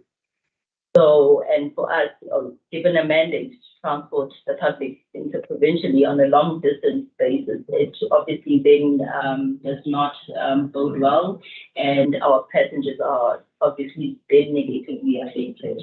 And this has a direct impact on our ability to make revenue, and largely due to the fear of the loss of life. The other area that we found that is lacking is in terms of the inability, and we can put it down to perhaps the lack of training on the part of our staff colleagues as to engage or the fear to engage the taxi operators for whatever reason on the ground, because we all know that, you know, the situations on the ground are different to us being in the boardroom.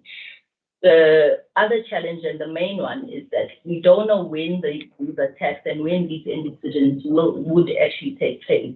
So we don't have an ability to effectively then prevent any such incidents, because you won't know where the flare up is going to be. And also, just leading to that, we don't know at any given point in time what leads to that kind of conflict. We do know what goes on the ground in terms of the threats that are made. We do know what is said to our drivers, but we cannot effectively preempt because we don't know when those instances are going to happen and when they are going to be triggered that lead to these instances. Thank you, Chair. That's been the last slide, Chair.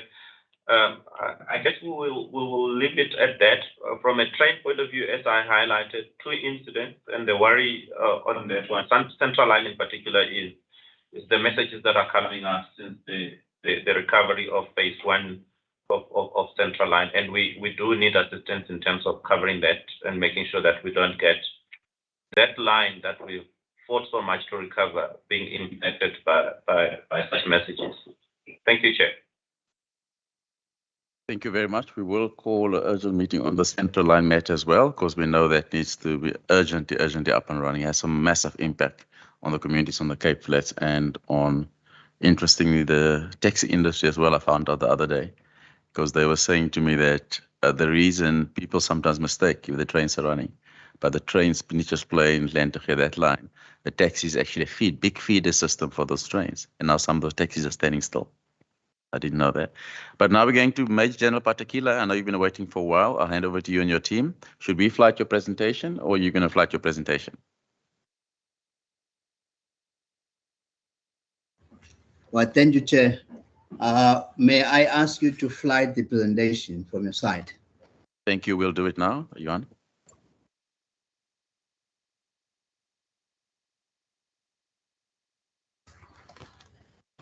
While Johan is setting up the presentation, I think one question that our colleagues, while Johan is doing that, and this question would be applicable to everyone, National Department of Transport, Provincial Department of Transport. The legislative measures to deal with what we've clearly seen is racketeering, murder, intimidation, extortion. I've seen gangs operate with less, how can I put it, with less visibility than what I've seen what's happening now on the buses in here, and as you can see from National Department of Transport nationality. What needs to change from the legislative aspect, and have we used that, the legislative powers available to us sufficiently? But you can answer that later on. I'll just hand over to Major General Patakile and his team. Thank you. Thank you, Chair. Thank you to honorable members, the MEC for Transport, and all other guests in the House. Our presentation, the Department of Transport, provincial one, that is a joint presentation in many things that we're going to be doing here. We're just going to be talking about summary of cases that have been reported. We are fully, that presentation that the Department of Transport has presented, we are together in that space. We have a priority committee on the transport in the Prov joints. But I also want to say up front that before we talk on this one is that we will tolerate no lawlessness. And I look at this presentation that I hear, everything that goes that points out to the taxes. The other they operate as business people or they operate as gangs. Then we deal with them as gangs. There seems to be no difference between them, what they do and what the gangs are doing, as far as I could see here. Our presentation goes with the background, the type of crimes that we had. Can you fly to the next slide, please?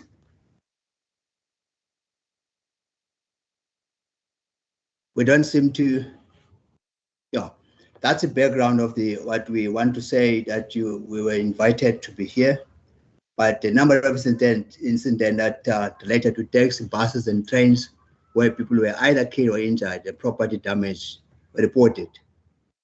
The conflict is due to power struggle and greed within the transport industry. That goes with the routes, the difference in fares between buses and taxis, the monopoly by taxi industry.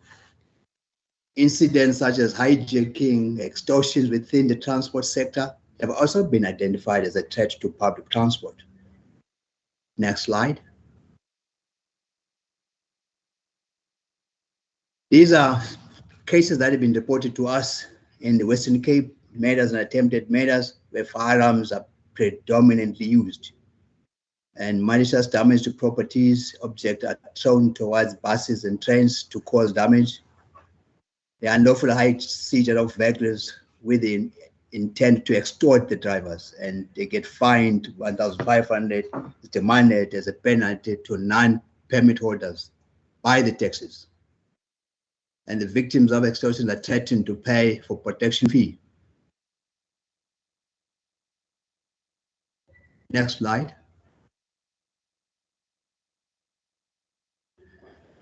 Chair, that is the history of the cases that were reported to us from April 1st to 31 March 2022 in the previous financial year.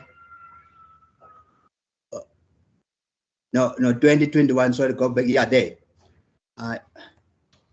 You will see the buses, what total of the buses that was reported to us, and Independent Cape we had 3 incidents, and we have 1 under investigation, 2 are undetected, and the Golden Arrows seem to have a lot, 23 incidents that were reported.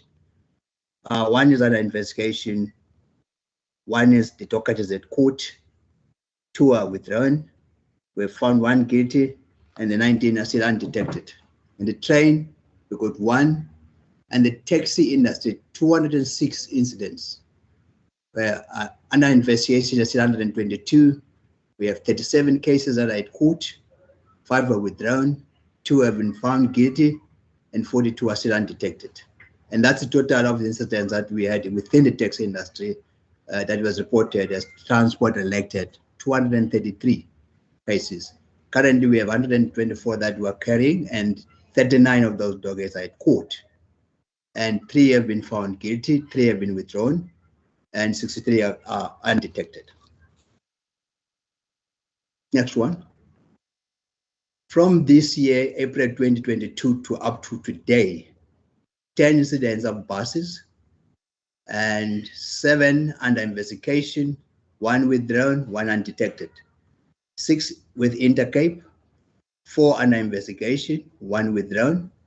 In the Golden Arrows were 3 incidents, 2 under investigation, Mavumisa bus 1, and the train 2, and the taxis 26.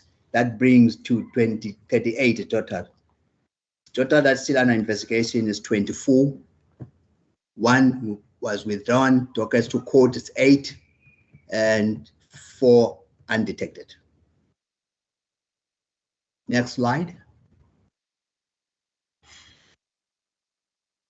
If we're looking at the summaries and comparison for the period last year and this year, these are the cases, criminal cases, that were reported to the police that are transport related. 117 matters. You compare that to this year, we've got 12. Attempted murders 60, and to this year is 5. Malicious damage to property where stones are thrown to the buses, that's 23. 7 possession of illegal firearms, 11, and up to now we've got 3 for this year. And extortion 7, and 2 for this year. Public violence 5, assaults 5, intimidation, kidnapping, bribery, conspiracy to commit murders, negligent loss of firearms, that's 1111. Now the arrest on the other side, the pink side, for the murders that have been reported, we had 16 that have been arrested in the last year, and then 2 now this year. And on attempted murders, 6, 1 this year. On malicious damage to properties, 5, 0 this year. On possession of unlicensed firearms, we had 22 people arrested last year, with now 7 this year. And extortions 4, assaults 7, intimidation 4, bribery 1, and negligent loss of firearms 2. That's all in the transport industry. Next one, please.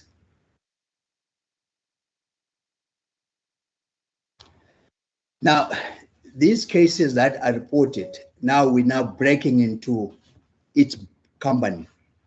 Golden Bus, cases that were reported, 5 reported in March 2022 were 5.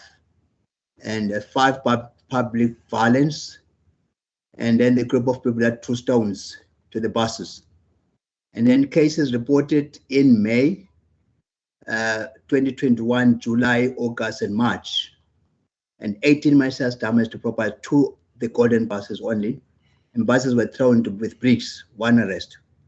Now, in the Cape, were 3 cases reported in August 2021, January 2022, and March 2022. That's beside the one that has happened now, because we already sent that presentation.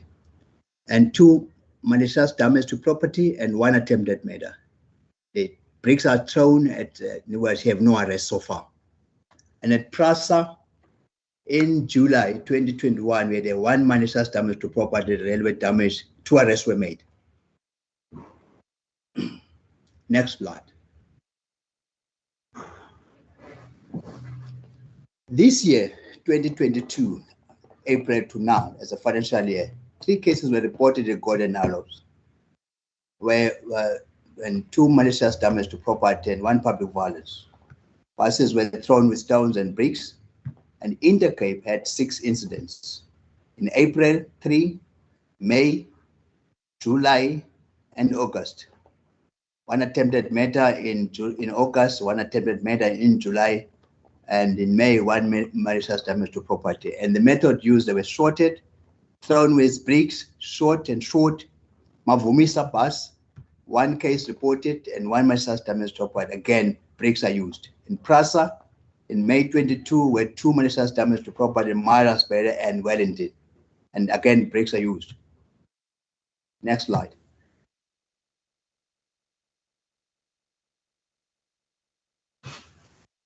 we this is convictions that we have on a transport related for since 21 April 2021 to some cases are for 2018 because it takes time in court and it takes time to investigate these cases.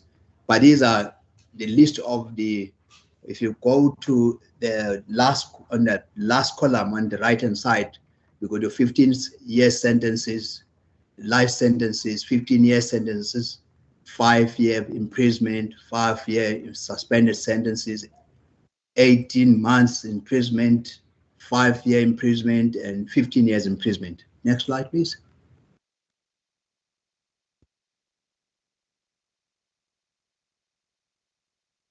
For this year, we have this Glen Frey case that talks to Criminal Matters Amendment Act in the railway station where it was vandalized, and the person was accused was sentenced to 20 years imprisonment.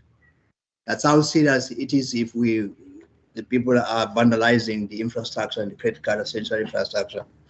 So that's Chair. This is what we have. Next one.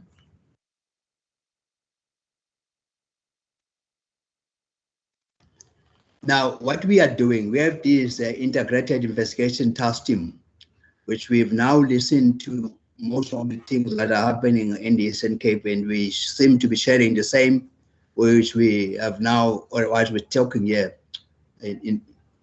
invited the Eastern Cape, that we will now combine our efforts with the Eastern Cape and see what we could do to minimize and get the syndicates that are involved in this.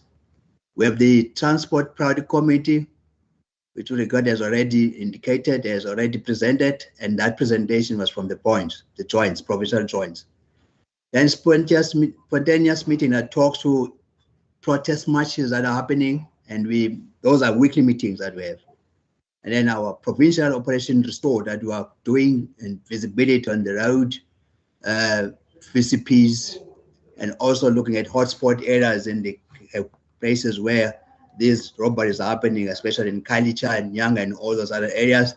And also the routes are covered between the outgoing routes to the province from Beaufort West down and from Tsitsikamma to Cape Town, as well as on the N7.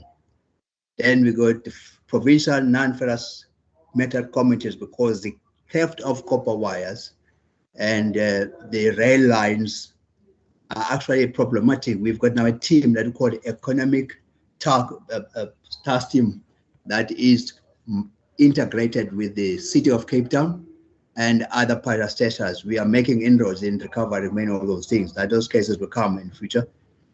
Next one, please. Now, these are part of the infitting, not limited to. Video cameras not installed in buses and trains, late or non-reporting of cases, lack of student regulation within the transport industry in issuing permits, unguarded trains, limited security guards at platforms, and damage to unserviced CCTV cameras. Next one. Thank you, Chair.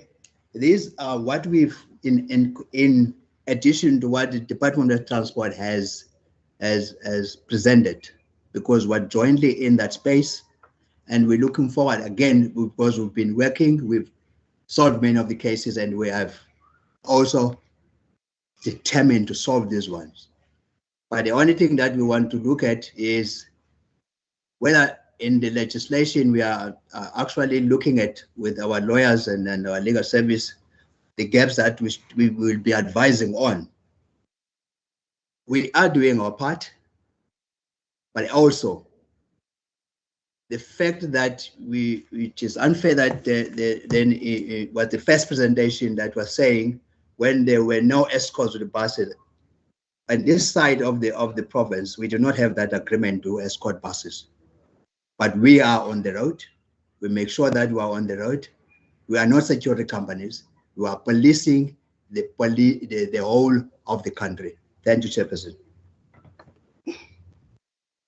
Thank you very much. I have to agree with the sentiment expressed by Major General Patakile. It's not sustainable for police to escort every bus. There has to be another solution. We can't have police officers, traffic officers, and everyone escorting every bus, every taxi. So there has to be another solution to this problem, and that's why we're here. Mr. Ferreira, I'm going to hand over to you before we're going to hand over to the members for question and answers. Thank you. Thank you, Chair. Thank you for the opportunity to address the Assembly. First and foremost, I lay this issue that we are discussing here today, fair and square, at the door of the President of South Africa. I have written extensively to his office, warning him about imminent threats, and to no avail. Secondly, I address this issue straight to the office of the Minister of Transport, the National Minister of Transport, and also the National Minister of Police. My team and I have written extensively to their offices, calling on them to intervene on a national basis to stop the violence and to stop the killings of innocent people, innocent South African hard-working men. I would ask this Assembly to summon both ministers to the National Assembly to come and answer for the killing, for the murder of Bankikaya. South Africa has seen enough apathy and ministers distancing themselves from ordinary people in the street. It is high time that the Minister of Police take personal responsibility for what is happening. The interdict that Intercape has brought in the High Court in the Eastern Cape against the Minister of Transport is just the beginning of a ladder which we will climb right to the top, and in the end go to the Constitutional Court, because government has to take responsibility for the governing of its country. I want to call on this Assembly to take this matter seriously.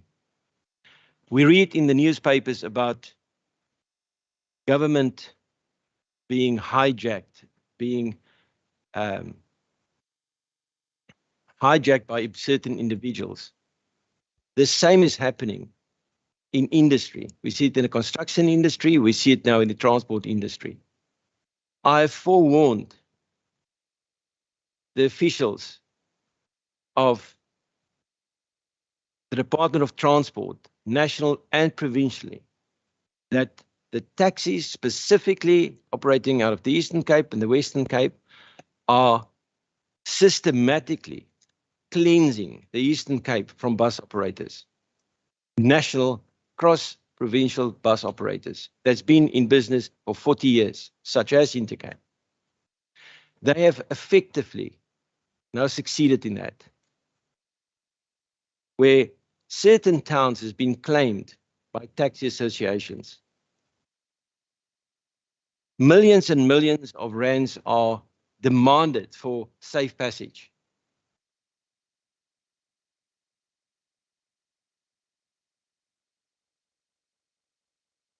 I want this Assembly to take this issue to the National Assembly as soon as possible.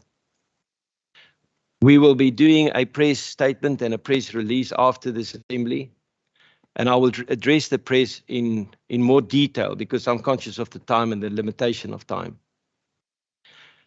I want to thank you for taking this opportunity for this matter to be highlighted before more bloodshed. I thank you. Thank you very much. I think just for the matter that you refer to, towns being hijacked, I think in the industry, it's obviously heartbroken. I just think for the record that those are in the Eastern Cape, but it doesn't make it any better or any worse. Part of the reason why we have this meeting today is to highlight that matter. I mean, it's sad what's happening in the industry. It's sad that people, hardworking men and women, are being murdered while just going about doing their business. If you look at one of the pictures that was shared by our colleagues, I mean, that bullet could have hit anyone on their way to and from work. There were cars next to that bus. There were children in those cars. So it's a serious matter. And as you can see, that the people attending today, Minister Mitchell, Major General Patakile and his divisional commanders are online. The CEO and the chairperson of PRASA is online, because this affects everyone. Transport, mobility is where you get to and from work or to and from anywhere. And if this matter is not on the top of the agenda of the President's Coordinating Council and in the National Minister's Office, like you said, it's not going to be solved. But I'm happy that Mr. Mandla Manas, the newly elected chair of Santaco, is here. And the reason I invited him, because I like his attitude towards change, simply. Because that is what the taxi industry need, is the attitude. And he rightfully said that he has not been engaged. And I really would like you and Mr. Manas and Mr. Ferreira to meet and discuss, and not the extortionist manner what they're doing in the Eastern Cape. I mean, this is, you can't, the extortionist and the blatant racketeering, what we're seeing happening here is just unacceptable. And I have written to my counterparty in the Eastern Cape, and we are having a meeting towards the end of this month in Platinum Bay, so we can deal with the operators there as well. And Mr. Hermanas will be invited to that meeting, because some of those members cross-bordering are his members, because once they leave for the Eastern Cape, they're still Santaco members. And as he said, and he's obviously from what he's saying, only 1% of that of the industry is affected, but those are numbers. I'm sure you'll also give a different number.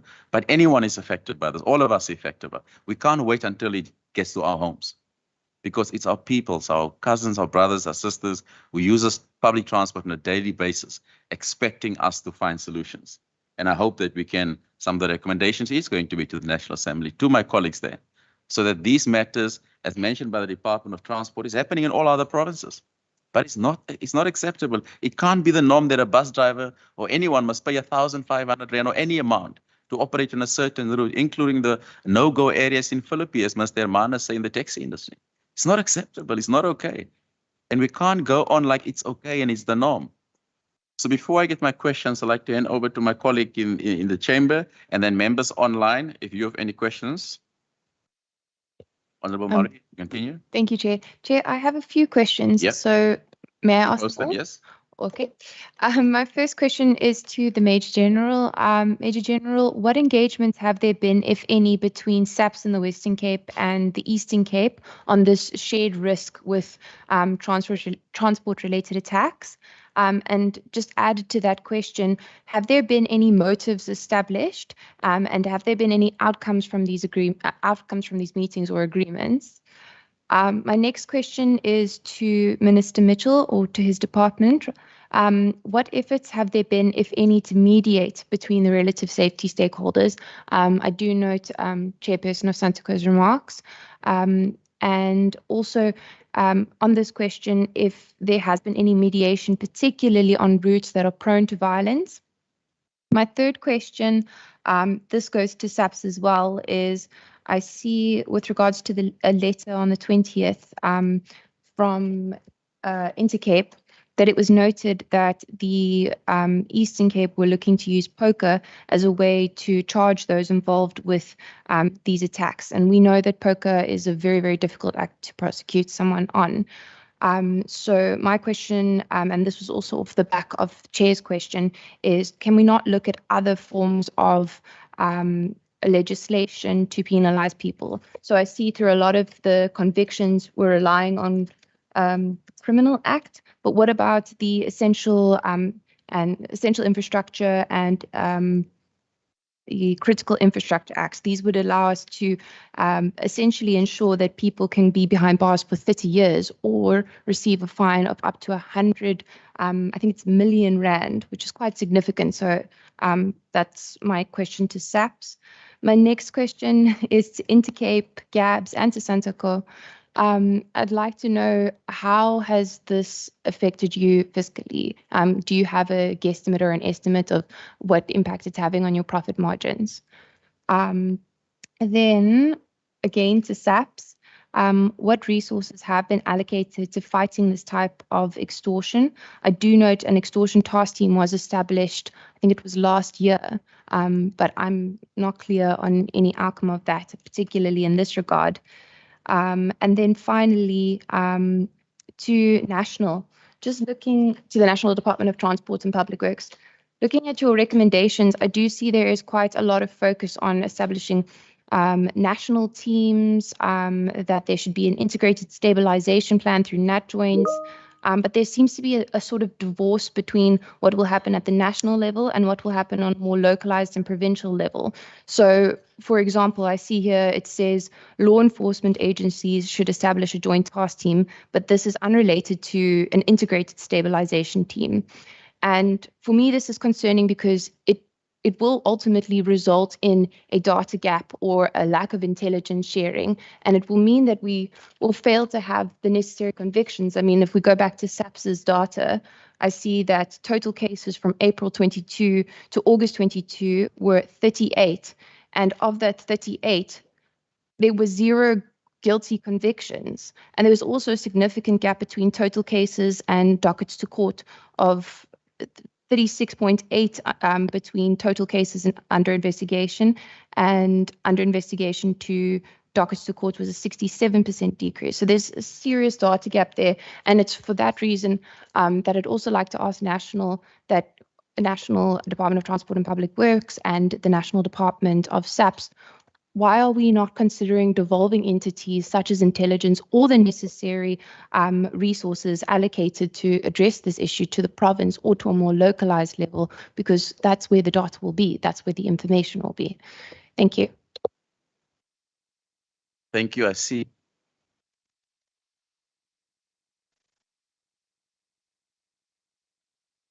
Wimbin van der Westhuizen.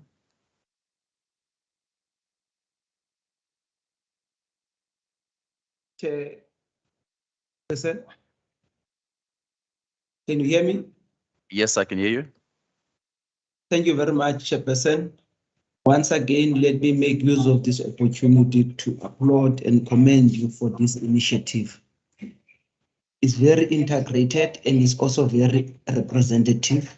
And then you've got almost all the stakeholders that are affected on this. And we are not going to have a situation whereby we are talking about people without them. So I think it's an opportunity for everybody to answer for themselves.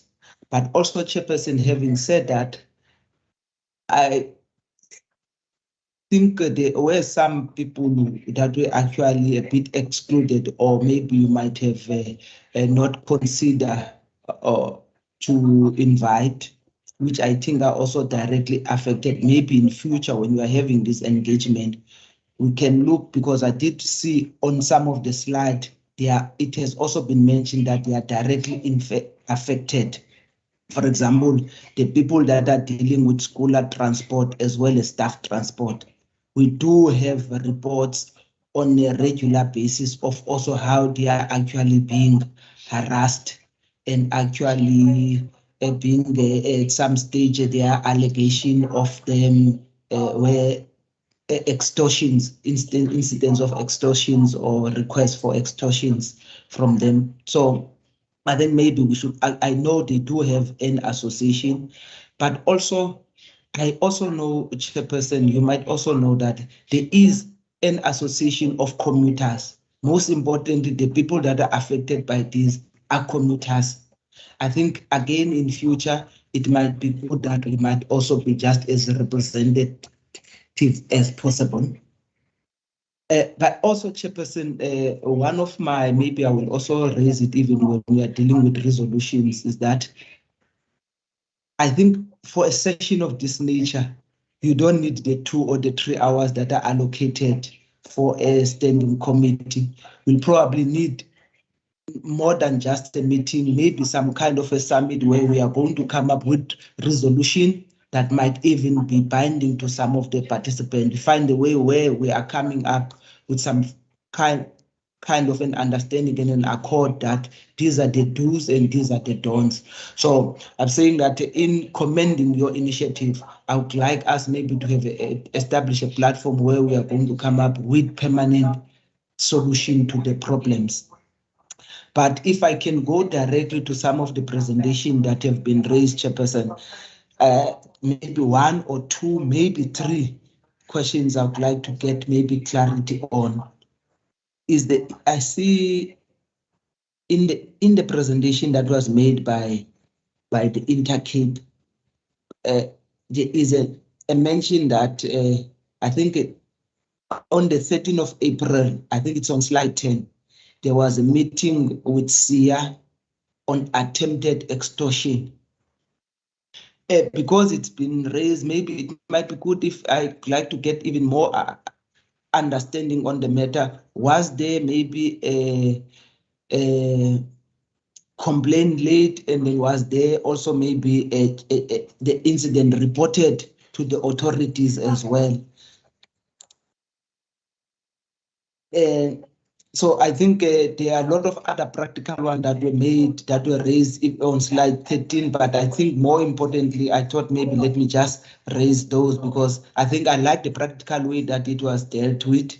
So maybe if we can, because that's also how we are sometimes also confronted with these things, that people will raise incidents. So I'd like to hear whether was there any follow-ups, was there any maybe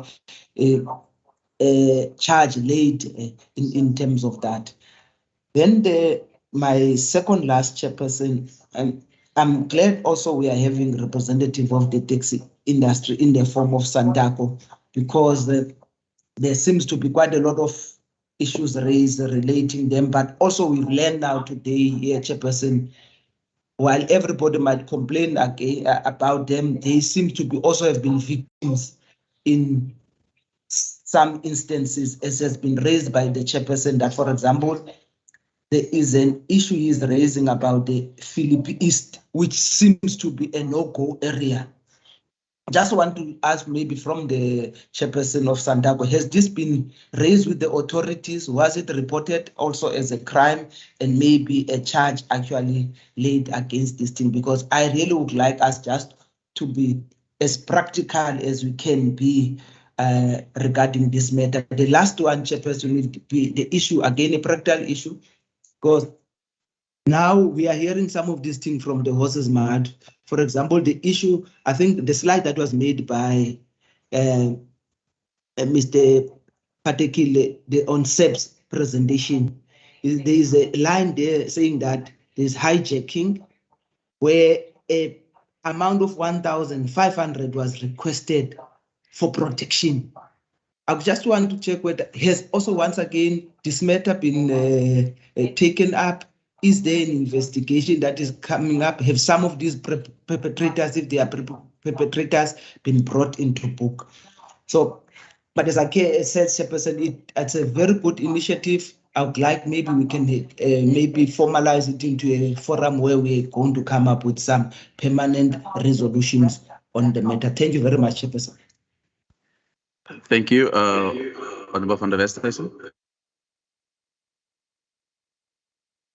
Thank you, Chair.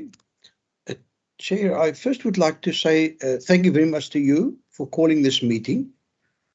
Secondly, to everybody that joined and for their input, it's been really informative. I would like to first address Santaco, and I would like to express my appreciation for the leadership. Mr. Hermanus, I know your task may not be an easy one, a complicated one, at times probably even a dangerous one. I want to acknowledge my appreciation for your views that there is a position or a role for all modes of public transport, and that if all the modes of public transport work together, that more and more people will make use of public transport, and that all of these sub-industries will therefore flourish. Because we, and I think I speak on behalf of my colleagues in this committee, we would like to see public transport expand and succeed, particularly in the Western Cape, because you make it easier for people to get to work, and you allow us to, if people making use of your facilities that you make available, that we need to build less lanes in our major roads, etc. So thank you very much for that. On your views that perhaps Intercape is a little bit more targeted, I think the wonderful thing, and I want to acknowledge that as well, is that Mr. Ferreira and his team has taken a strong stance and to say that they will not bow to extortion. They will not bow to no-go areas. They will not be intimidated. And I think that is what unfortunately made them target number one. But it's no use we have the most wonderful constitution in the world if people like Mr. Ferreira and his team is not willing to stand up and defend the rights that we all have in that constitution. And that is what I've heard and read in their letters as well. So I want to commend them. The fight that you are fighting, as we've heard this morning, is also one on behalf of the taxi industry when it comes to places like Philippi, etc. So that is really something, and therefore I want to assure you that we are behind you, and you carry our full support in this regard. Chair, my questions are the following. The first one is, if we want to make the taxi industry, or actually the public transport industry, work best, then we need law-abiding participants in that industry. And my request then is for all our law enforcement agencies to start with the enforcement of even smaller transgressions, because I believe that smaller transgressions eventually lead to major transgressions and criminality. So that would be my first question then also to our law enforcement agencies. Would it be possible to step up the enforcement of basic traffic regulations, etc.? Because, those are quite often more visible transgressions of the law. And then secondly, also to our law enforcement agencies, in terms of crime intelligence, would it be possible to specifically focus on the public transport industry when it comes to crime intelligence? As the chairperson has said earlier, these things don't just happen at whim. They are planned, and as we've heard, there may even be an interaction between these criminals and some of our police officers. So to what extent can we get crime intelligence focused on this industry in order to root out the criminality that we've seen? Thank you very much, Chair. Thank you, colleagues. I think there was a lot of comments made and some questions. I'd like to ask just some of my specific questions, but I'd like to open by saying, sometimes we make SAPs and law enforcement what's wrong with many things in our communities. And it just cannot always be SAPs. Some of these things can be dealt with before it becomes a SAPs problem. So having said, I'm going to frame my questions as follows. The first question is to the National Department of Transport. On slide number 3 of your presentation, and you said the intermodal violence and intimidation issues are widespread, and you list commuters in intercity. And then on slide number 4, extortion has become institutionalized in the taxi industry, etc., etc. Now that we've identified the problem, and then your bullet points goes on, the gangs openly collect protection money, etc., mother bodies, we've identified all the problems, and thank you for that. What legislative measures have we put in place to deal with these problems? Then I'm going to do on the SAPS presentation, slide number 7, and then slide number 13. Major General Particular, on slide number 7, 117 murders from April 2021 and March 2022, that's under 1 year, 60 attempted murders. The total caseload you've got is 233 crimes. But then we see of the 117 murders, we only have 16 arrests. That means there's likely, is one assumes individualized criminals. There's 80 criminals walking around in our communities, statistically speaking, going to commit the same crime this year. So we're going to sit here again next year. What are the cause for the poor arrest? And of the 16 arrests you've indicated, I think, so far we've seen finalized cases, a total of 3 finalized cases, of which 1 was the buses, 2 were taxi related, 1 is Golden Arrows, I think. That is extremely extremely poor. How do we fix this? Is it the evidence chain? Is it the prosecutions? What, now that it has become your problem, sadly so, what needs to be done to fix the fact that we only have 3 convictions on that? And then on slide number 13, this question goes to, I guess the same goes for Golden Arrow, for the taxis, and also for the Department of, well, let me start with the Provincial Department and the regulations. One of the concerns by Major General Patekile was the lack of stringent regulations within the transport industry in issuing permits. What has the Provincial Department of Transport done about it? And the National Department of Transport done about it?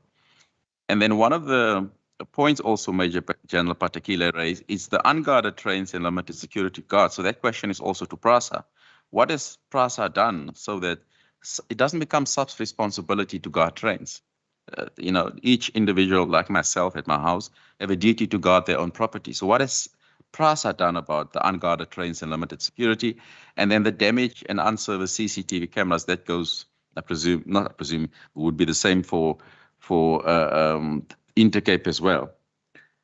And then going forward, I have a few suggestions going forward, but I think let me hear from the answers because we need to find a solution here today. Honorable Mvimbi, we can't have another summit on another summit on another summit. We are here today. We have all the stakeholders here today. Somebody was killed on Wednesday, and sadly, someone lost their life the other day. We can't have another meeting on another meeting on another meeting. All the stakeholders are here. We've heard there's been 2 meetings with the national joints. You know, Mr. Ferreira and several others have written to us, they've written to SAPS, you know, we need to take ownership and try and find a solution to this. I've got about 9 possible solutions, but we'll take that once we get the answers. But we have to try and fix this problem today. We can't kick it down the can. It's too long overdue. So I'm going to start with the National Department of Transport first to respond to the question that members has asked. Then we go down then to PRASA because they're online. Then Minister Mitchell and his team. Then Santako can respond. Mr. Ferreira, you can respond. And then the last but not least, Major General Patekile and his team can respond. Thank you in that order. Thanks, Chair. For the Department of Transport, I'll request DDG Mukonyama on the line to then deal with our questions, and then I'll add if there's any need. Thank you, Acting DG. Honorable Chairperson, honorable members, and colleagues in the meeting. Good morning, Chair. I think almost all the comments and questions centers around the adequacy of the legislative framework. And I can indicate and say that we have a very comprehensive public transport legislation in the form of the National Land Transport Act. I want to say so because it definitely talks to the issues of economic regulation, and of significant is the provision that says that nobody should provide public transport services if he does not have a valid permit or an operating license. Now, that's basically where we definitely need to start. Because I want to assume that the majority of the tensions and even violence is motivated by the fight for routes or fight for lucrative routes. Now, the Act has made quite substantial and very, very comprehensive measures and provisions to ensure that there is minimization or even eradication of tensions in the space. Firstly, let me just categorize them because there is interprovincial and there's also commuter or local services. For local services, it is very clear. The body that is empowered to issue permits and or operating license in the majority of the cases are provinces, There are 1 or 2 municipalities. I think City of Cape Town wants to be one to form a municipal regulating entity. And the main aim there is for the planning authority, as in a city or municipality, to ensure that the services that are provided according to their transport plans. And therefore, provision has been made to make sure that there is minimization of tensions. And likewise, the province, if it is the PRE, they need to, the very purpose of gazetting and calling for representation is to inquire if a city or cities or municipality or planning authority will be able to accommodate services that are being applied for. That is for local. Then for interprovincial, again, when we issue permits at provinces, we need to seek concurrence with the other provinces that there are facilities and structures and infrastructure and systems in place to ensure that such services will not be interrupted. That is basically the legislative framework. Now, it further empowers the MECs, and I need to emphasize that because this power is not with the national minister. Where there are tensions or even violence in a particular route, the MEC has the authority in terms of this legislation to close the route until violence has subsided or until matters have been resolved. So that power is with the MECs to suspend services in a particular area, and I think it has happened several times in the Western Cape, and Philippe, and so on. Now, again, the Act does give provision for the withdrawal and cancellation or suspension of an operating license if the holder thereof operates the transport services contravention of other provisions of the Act. So denying another person to operate is one such contravention. If you are operating outside of the terms and conditions of the operating license, that is another contravention. So the law has created quite a number of areas to ensure that, and I want to believe that then the issues are at the level of implementation, and where we are saying, and Lesiba has said earlier on, that an integrated effort, not necessarily at national, but yes, at national, to monitor what is happening at provincial level and at local level. But integrated efforts needs to be made between law enforcement operators, public transport operators, and to some extent users, the commuters, to ensure that everyone else know exactly what they are supposed to do. So I think this answers the majority of the question in terms of whether are there any gaps. We have a dedicated section 90. I mean, not section 90 on law enforcement, which talks to the appointment of public transport inspectors, an equivalent of traffic officers. But again, their role is to ensure that people operate using permits, valid permits or operating license. They are not necessarily empowered to deal with matters of the gang, matters of gang-related extortions and other things.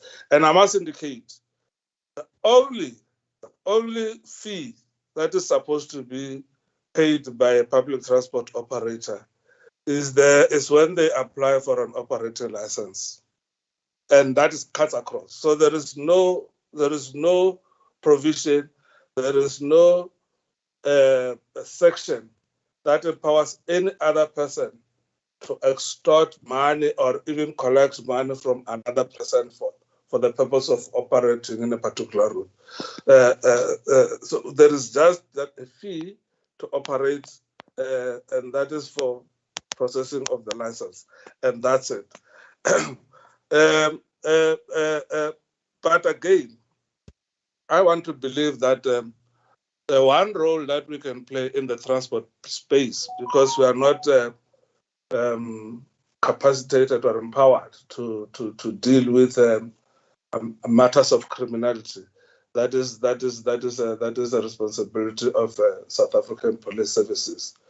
What we can do is, if people that are found to have contravened conditions and terms and conditions of the operator licenses, the MECs are empowered to withdraw or even take away permanently the right of those people to operate public transport.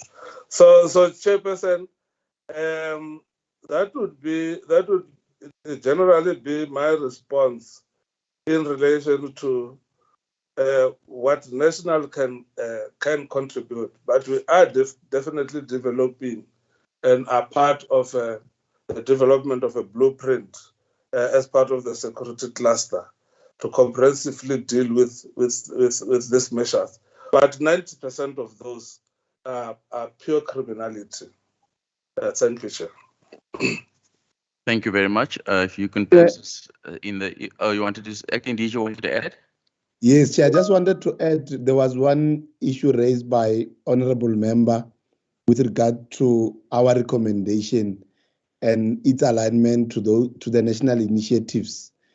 And I mean, in our understanding is that the matter has been elevated at a high level in terms of national joints, but there is some coordination in terms of how we work at a national level, and some of those structures duplicated at provincial level in terms of how they fit into each other. It's not our terrain, it's terrain of SAPS, and I think our colleague, Lieutenant General, particularly will then really talk to that in terms of detail, because it was even raised based on the recommendation that we have made as the department. Thanks very much.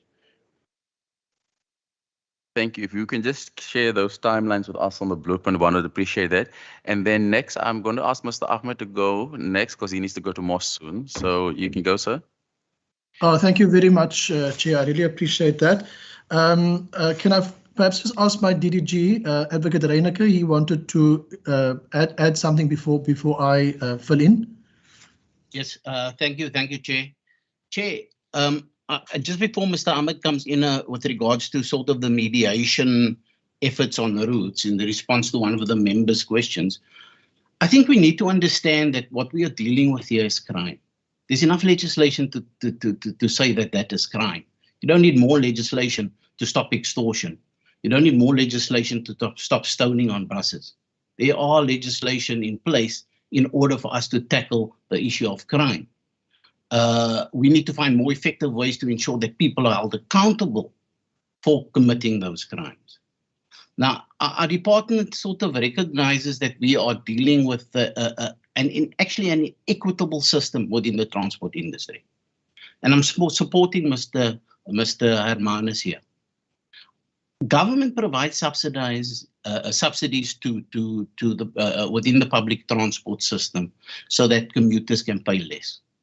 We subsidize bus operators, we subsidize train operators, but yet we do not subsidize the taxi industry, which is responsible for 70% of the transport of people, of commuters in the Western Cape.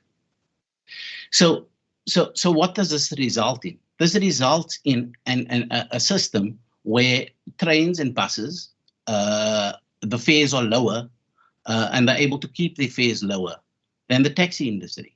So the taxi industry must compete in this unfair market. So in order to compete with it, with bus operators and train operators, they have to keep their fares low. And what does this result in? This results in them chasing passengers, dangerously driving past other taxi operators to get to the next passenger first. They fight amongst each other for lucrative routes. They create private subsidization models, such as extortion. They sweat the asset till it's broken in order to compete in this unfair market. And we create that unfair system as government, and we're surprised by the result. So the system is problematic. And we can talk about legislation and changing legislation, but at the heart of the problem is the fact that that the taxi industry has to compete in that unfair market. And so what do? We have in the province, we have a blue dot system to try to go, which goes to the heart of the problem, which is a lack of funding within the taxi industry. And with the implementation of that project, we've seen massive behavioral change. And that is the kind of solutions that we need within government. Now, I'm not saying that the legislation is perfect. Of course, we need to change legislation. There are gaps, and we as a province are looking at those gaps. And we're looking to plug the holes. But if we do not change the heart of the system, then we're going to get nowhere. Because we'll be chasing fires. SAPS will be chasing fires all the time. We have to change the heart of the system. So I'm going to pass on to Mr. Ahmed, Chair. He's going to just speak about the mediation on routes. Thank you, DDG. Through you, Chair. On the question of Member Murray, I think the question was, does our department make provision for mediation services? The short answer is yes. But I must emphasize, we will bring in mediators where there are disputes between or within associations. But we're dealing here with criminality. So we, for instance, won't call Mr. Ferreira to a mediation session with criminals where there's going to be negotiations around how a bus service is going to be curtailed. That to me is just pure criminality. So in terms of mediation, yes, even early next week, we've arranged a facilitated mediation session between CARTA and CODETA. We will continue to do that where there are disputes, but where there has not been criminal acts yet. In those cases, the law must take its course. So mediation, yes, but not in the case of criminality. And Chair, if I may, I do want to commend Mr. Ferreira and his team for the courage that they've shown in bringing this case to the fore. We receive complaints as a transport department. We receive complaints from operators, but when we ask them or when we offer to assist them in opening criminal cases, even then they are too scared.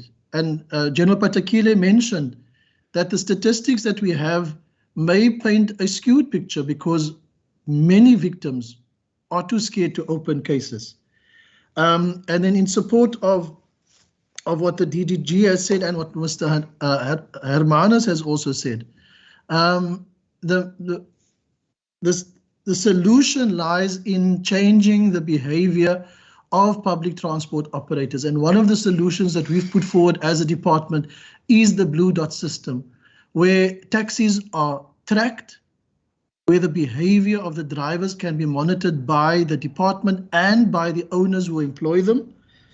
Because we don't have, and this is in answer to your question, Chair, we don't have issues in the Western Cape with regards to operating licenses not being issued, where people have applied and they're not being issued. The issue that we're dealing with here is that we have illegal operators who are illegally invading routes of others. And here I'm talking about minibus taxis as well, who suffer at the hands of criminals who extort minibus taxis, sedans, e-hailing services, and of course also the long distance services like Mr. Ferreira's and other long distance bus operators. We have in the forums that we share with enforcement authorities as the transport department, we've availed our systems, our data, our staff even, and General Patakile, General Mangli know that whenever one of the clusters would want us as transport to come into an area to identify legal versus illegal operators. We've got officials who are dedicated to attending those meetings with the cluster commanders, with the station commanders even, to try to prevent violence and criminality as far as possible. So from our side as Transport and Public Works in the Western Cape, we go above and beyond what is within our mandate, which is to regulate and to ensure that legal operators have got the necessary operating licenses to operate legally on the routes and not to negotiate with criminals when they illegally try to force their way onto routes and force out illegal operators. Thank you, Chair. Thank you, Mr. Ahmed. And Advocate Reyneke, Mr. Ahmed, and I think Advocate Collins, you did hear that Mr. Mandla and his team asked for more money for Blue Dot, and you've just committed that is the solution. So you'll have to deal with it outside of this meeting. I think it was Prasa next.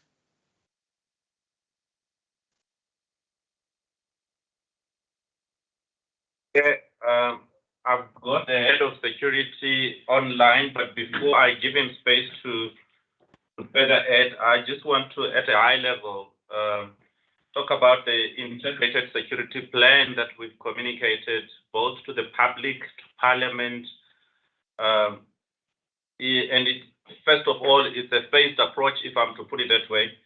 And why a phased approach, Chair? At peak, when we were doing very well, we had around 10,000 boots on the ground, insourced and outsourced. It was depleted to around 2,000 at some point. And when we came up with this integrated security plan, the first response to it was to add the boots on the ground. So that's where the 3,100 that you hear out in the public comes from. So we added that. Where we're sitting from an in-source point of view, we're just under 5,000. But we've complemented that with outsourced effort as a force multiplier. And that includes armed guards where it's necessary, depending on where we are. We've just recently, through the outsourced component, added a K9 unit. And it's bearing fruits. We can see that in sites and lines where we've opened. If I may highlight out here in Gauteng, the lines that we've opened, we've not had a single incident, and we're fighting back in a big way. So we need to onboard the in-sourced. We're expanding and boosting our site deployments on that one. And we're seeing also the big question that's coming, why don't you bring technology? So on the outsourced component, all those private companies are bringing in technology as we speak. The likes of drones, they're using that, and it's bearing fruit as well. We're seeing good response, and we're responding quite quickly before issues get out of hand. But parallel to that, Chair, on the sites and yards where we've kept our assets, we've got projects going on fencing and in this case, putting high concrete walls to wall up our areas where we keep our assets and trains in particular. So we're fencing that, and the infrastructure there as well is complemented by technology, and that is underway as we speak. We've got 7 depots, for instance, that we're fencing as we speak. But we also put in deterrent system by reducing the amount of copper that we've got in the system and where we can. And you've seen that as we now recover the corridors, the amount of copper is also reducing, and we're coming up with newer infrastructural technologies that's got lesser copper to deter. Parallel to that, Chair, we've got collaboration. We sit in net joints as we speak, because the attacks are not only on us.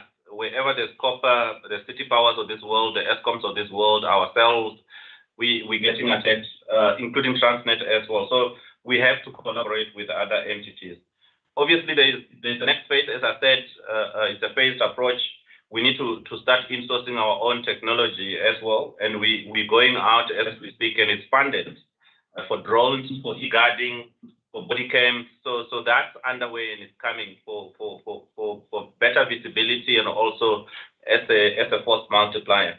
Perhaps let me give the head of security to expand on that and more so in the Western Cape, if we have to hone it down in terms of what we're doing to guard our trains, our platforms, our stations, and our yards as we speak. Alexio? Thank you, Group CEO. Good afternoon, Chair, honourable members and colleagues from various departments. Yes, just to expand on the Group CEO's points, to focus of what's been happening specifically in the Western Cape, we've increased the joint operations together with state security and including crime intelligence.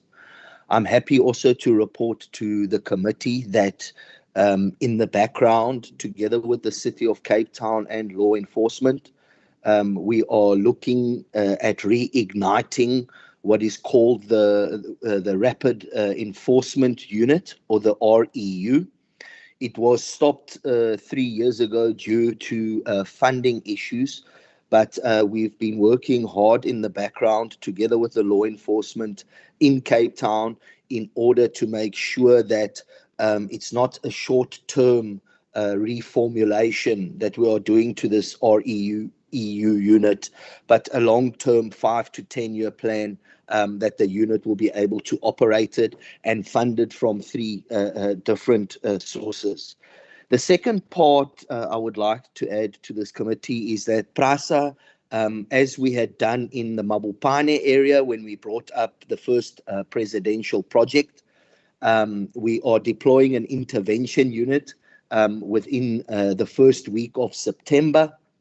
This intervention unit has multiple tactical teams as well as ad hoc assistance in order to fix up access points and routings that has been formulated from multiple risk assessments. As my Group CEO alluded to, we are also bolstering the security through various service providers that are currently operating and recabling on the central line.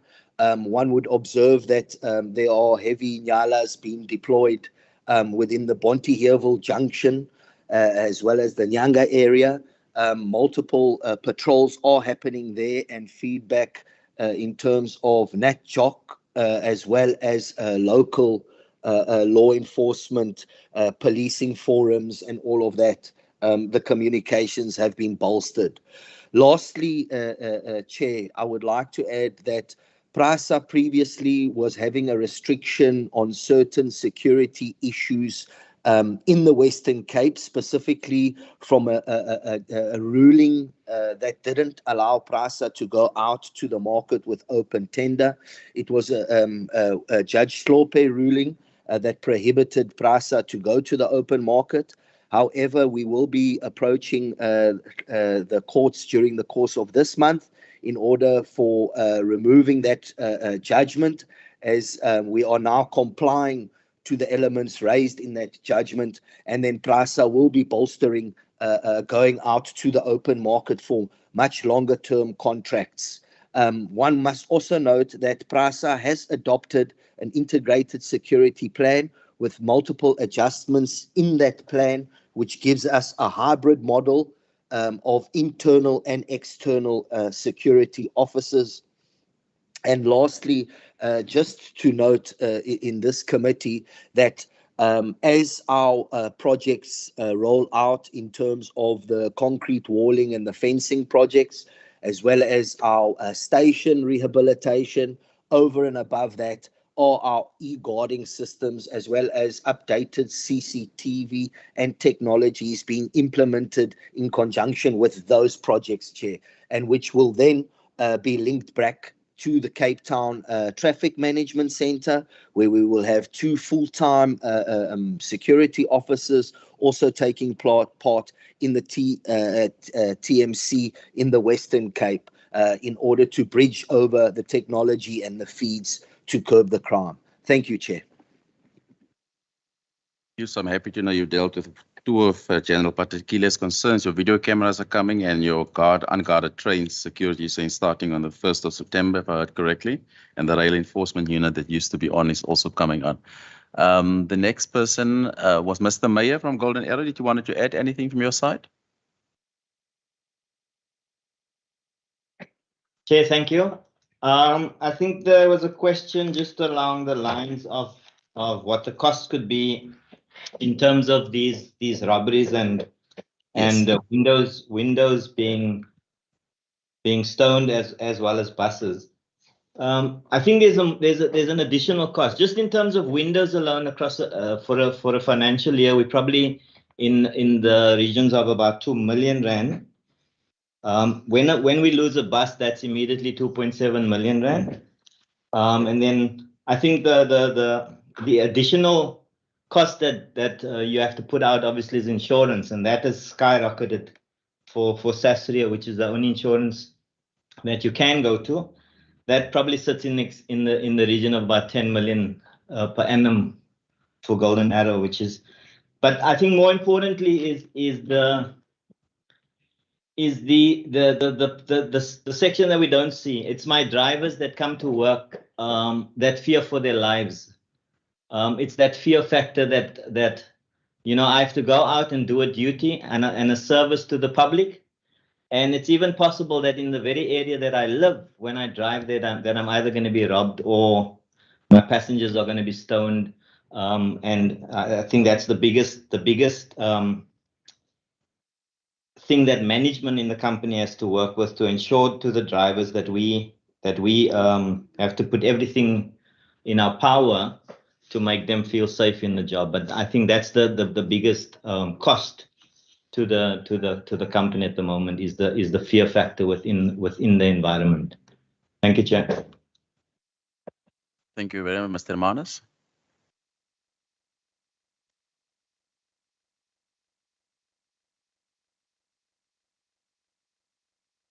Just on the issue of the financial impact of what is happening, especially with extortions as far as the taxi industry is concerned, we have not felt any financial burden as yet, but the people who are hardest hit by this are the commuters, because they are the ones who have to take 2 taxis instead of 1, because one cannot take them to where they would usually get off. So they had to take a sedan from Philippi East Police Station and pay an additional 10 rand.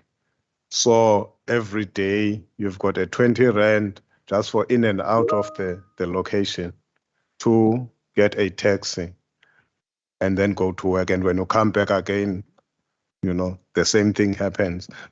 For us, the cost has been in human lives, the drivers who have been killed and the operators who have died, and no arrests being made. And where there are arrests, very little convictions. The conviction rate is dismal. On the second question, have we reported the issue? We've had, every time a taxi was shot, the driver would run to the Philippi East Police Station to report. And even the passengers who are robbed, they go there to report. And 3 years ago, we and the late Mr. Victor Wiwi, who was the chairperson of the Qatar region at the time, we went to the Philippi East Police Station and met with the station commander there. And what we were promised was a patrol vehicle that would go around every hour or so. But even then they said they could not disclose to us their operations, But what we have seen since then, it's this thing where when things happen and you go and say, SAPS, please look at this. Most of the times, the interventions are always targeted at the same people who are laying the complaint. Like, for instance, if you hear the response when bus companies are complaining is that, we will look at the operating licenses and show that every bus has got an operating license as if this is the cause, whereas this is a criminal element. So the people who will be targeted now for law enforcement will still be the bus operators who will be stopped, checked for compliance, operating licenses and things like that. That is what has happened in Philippi East, where when the police do roadblocks, strangely enough, the roadblocks are always stationed right in front of the police station, not inside Philippi East, at the police station, which is outside of Philippi East. And the target for those roadblocks is always the taxis and the sedans. The very same people who cannot go in are the ones who get stopped at the roadblocks and checked for driver's licenses, as if not saying you must drive without a driver's license, but driving without, say, a PRDP is not a reason why you are being robbed by criminals when you drop off passengers. So the interventions are always targeted at the very same people who are complaining, which is also a challenge for us. Thank you, Mr. Manas. You can also send us those cases because it needs to be followed up. It doesn't matter who made the case. Every case needs to be followed up because that's contribute to the extortion institutionalization. Because the perception is, well, because the taxi driver laid this case, we can't look into this case versus if a bus driver laid the case. It's the institutionalization, extortion of anyone that has become a problem. Thank you. Mr. Freire?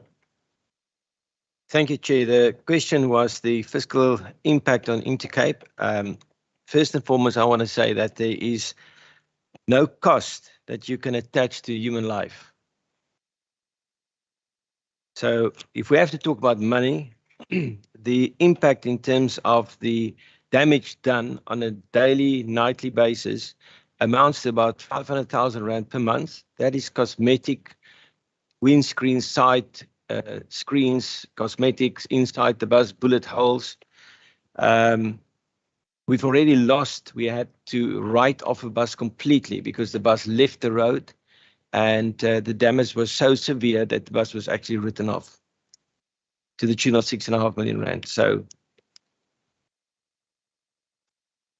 further on, the loss of income amounts to about 100 million a year, between 8 to 10 million Rand a month. And then steps taken to protect our assets. We have increased, if we talk about depots, we've increased security at our depots. We are acutely aware of arson. So we have put a lot of measures in place to firefight any attempt of arson. We have equipped each and every coach with the latest technology in terms of cameras inside the coach facing forward and backwards. We have tracking systems in place. We have panic buttons in place. We have a 24/7 tracking and monitoring division that looks only after the coaches traveling to and from the Eastern Cape, that is trained and briefed how to handle any crisis situation. They are in direct connection with all the different police officers, as well as all the station commanders. So in the Eastern Cape, through the hotspot areas, we have police protection. We liaise very closely with them, and whenever there's protection by police, there's no attack. But the moment there's no police protection in terms of vehicle tracking and following the buses, then there's an attack. So there's a leakage within the system, I believe, specifically in the Eastern Cape. I also want to just point out that the prees around the country, I believe they have a duty to look into the way permits are being issued. I believe there are too many permits in the wrong hands, in operators that got not the interest of the traveling public at heart, but they have other motives. We have bus operators that is now taxi operators, and taxi operators that is now bus operators. So you cannot mix the two industries. It is two specific industries with specific needs and legislation. And one has to be very careful about how you go about this cross-pollination and bringing, I would say, very bad habits that developed over a long period of time and it was allowed to fester in the taxi industry, now coming into the long-distance interprovincial bus operators environment. And I believe that is the root cause of the problem. Thank you, Chair. Sorry, sir, I saw you wanted to say something. Yes, thank you, Mr. Chair. I think there were just probably about 3 or 4 other questions that were also possibly directed at Intercape that I just discussed with Mr. Ferreira that we could deal with. The 2 questions that possibly could be dealt with together was by the honourable member and yourself, Mr. Chair, with what needs to be fixed to get better arrests, and then also what other acts can be used.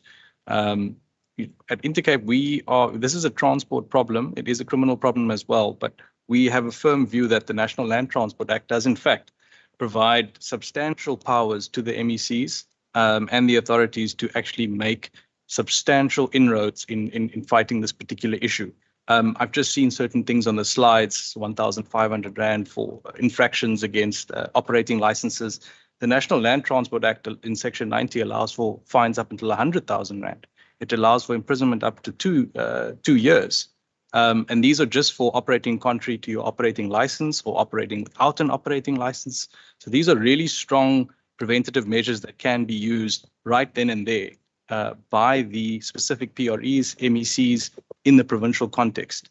Something that we did take concern with when we listened to some of the presentations was that there is very little coordination coming from the national side, where we have heard and we do appreciate what the Western Cape government has done, and especially from the Minister of Mobility and from Mr. Ahmed at the department as well.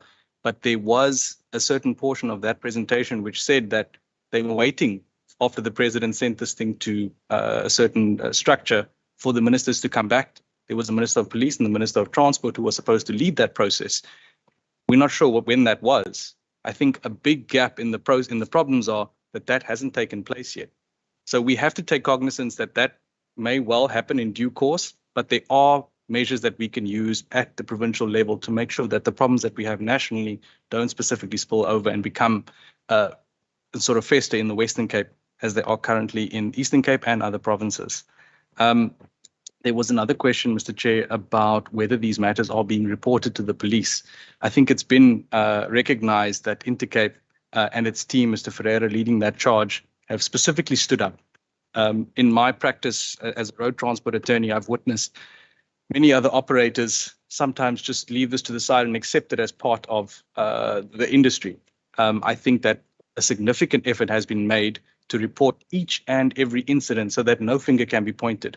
In fact, the statistics provided by the SAPS possibly don't paint the picture in the proper light. Mr. Chair, you were doing certain sums on what the conviction rate would be. We submit it's much worse. We would say that 150 cases have been reported by Intercape alone. I think 80 of those were probably in the Eastern Cape and the rest were nationwide. I think the statistics on the SAPS's spreadsheet were in single digits in certain months. We've got the lists with us and think that somewhere there's a disjoint in the reporting of the cases and the statistics coming through to the Major General, because we've also taken these lists and handed them specifically to the relevant parties that we are dealing with at provincial joints and nat joints. So there is a concern there as well that the statistics are actually much worse than what's been portrayed to this committee today. So in fact, the incident was specifically raised about the 13th of April with the meeting with a certain Mr. Sia. A 48-page affidavit with numerous annexures have been handed to, as Mr. Murray pointed out, every legal authority that we could think to, including the Western Cape government, SAPS, nat joints, throughout, from provincial to national. But as we've all pointed out, I think all the speakers share one sentiment, that there hasn't been enough arrests, and that was your specific question. How do we get to that point? And that's one other thing that we want to deal with there, is that there is a certain tendency, and it dovetails on the mediation question, that these matters on the ground tend to try to be mediated by the SAPS. at the site where the crime is happening. And that has, in our opinion, emboldened certain parties to try it again and again and again because there are no consequences. We can speak to a certain instance, I think it was the 13th, no, I'm getting my dates crossed, but it could have been the 23rd of April, at the Cape Town station where the Intercape bus was held hostage for 4 hours. And the passengers had to stay there until a certain dispute was resolved by the SAPS between this Mr. Sia and certain other gentlemen who are mentioned in the affidavits at the specific station. It wasn't dealt with in the sense that people were there essentially kidnapping a bus full of people, holding them hostage for 4 hours before their personal dispute was sorted out. It was dealt with as if it was a facilitative mediation by the SAPS. We think that a less tolerant approach to crime, being caught red-handed, needs to be taken so that that can be addressed then and there. We think it'll have a strong impact on the way that these things are dealt with going through the system. It'll also send a strong message that it's not tolerated. We take note that the Western Cape government has come out strongly, the minister specifically, against crime. But it's not borne out on the ground when the incidents are happening then and there. I think those are the questions that were addressed to us, and those are our responses. No, I wanted to leave that specific incident for last because that also was a concern to me, but I think I have to touch on that. Major General, particularly when you respond, can you respond to the incident that happened on the 28th? And how does the message filter down from your operations to an incident where effectively a bus full of people was held hostage, but there seems to be a negotiated settlement, not just an arrest of individuals? And is that one of the cases that's in front of the courts? If you can just quickly, but there's something else that I also wanted to add, Mr. Ferreira, before you respond. Some of the comments that you made, I just want to make sure that it doesn't reflect the views of this committee. Of course, you indicated that the same people that entered the bus industry is not that they bring bad habits to that's not the view of the committee. I just want to make very clear. That is your personal view. I don't want anyone to walk away thinking that the committee share your sentiments. Because as a parliament that's established on liberal values, anyone can enter any industry. So they just want to make very clear that no one walks away to think that reflects our values. You want to respond to something else? Yeah? I just wanted to clarify an issue. The incident at Cape Town Station was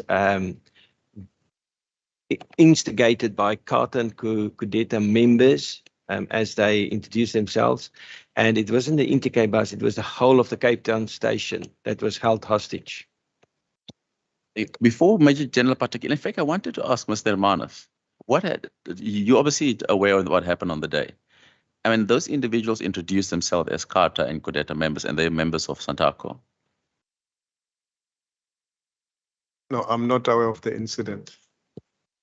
Okay. Major General particular, can you respond on that, please? Thank you, Chair. I will start with this one because perhaps we'll have to respond in writing because I'm not aware of this incident. And to say to us that we distorted the statistics we have, I think the lawyer for Intercape must send us all those cases that he has, because we found so many duplications of the cases, up to 7 duplicated cases that have been reported on the same incident. So I am taking that one in a very exceptional way, because we want to make sure that the data that we have is as correct as possible. And we are not allowed to lie in this parliament. So we request that then we write back to the chair. After we've supplied, I've shown in my email address directly, so that we can be supplied with that information. But as to say that we are lying, we are not lying. This is what is in our space.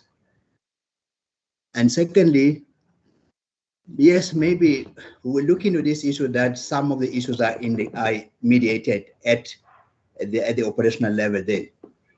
Perhaps if we could have some incidents as well, so that we can investigate the conduct of our members there, it will assist us. But as long as then we're not getting that information when we would not know. Now, in a place where there is protest marches or people blocking the roads and all that, the first thing we do, we start looking at opening the road or negotiating the settlement before we use power. Not to say that if we do investigation, we're not going to arrest those people, but firstly, preventing the loss of life is paramount to us. And then we continue with our investigation from there. I think, Chair, I want to stress that point that Intercape must please assist us to get all those cases. But I want to deny to say that we lied in this parliament. Thank you, Major General. Can I also, on that point, I actually made a note on for myself. I think some of those cases could also be in other provinces. Your defense is not only in the Western Cape. I just want to make clear that. But I will ask them to send the requested cases, but I wanted to say some of those cases were in other provinces and not necessarily in the Western Cape, just for the avoidance of any doubt. Thank you. Thank you, Chair. I will accept that as an inspiration, but to be honest, we are not allowed to lie in Parliament. Coming to the question that we were given, the first one that was talking about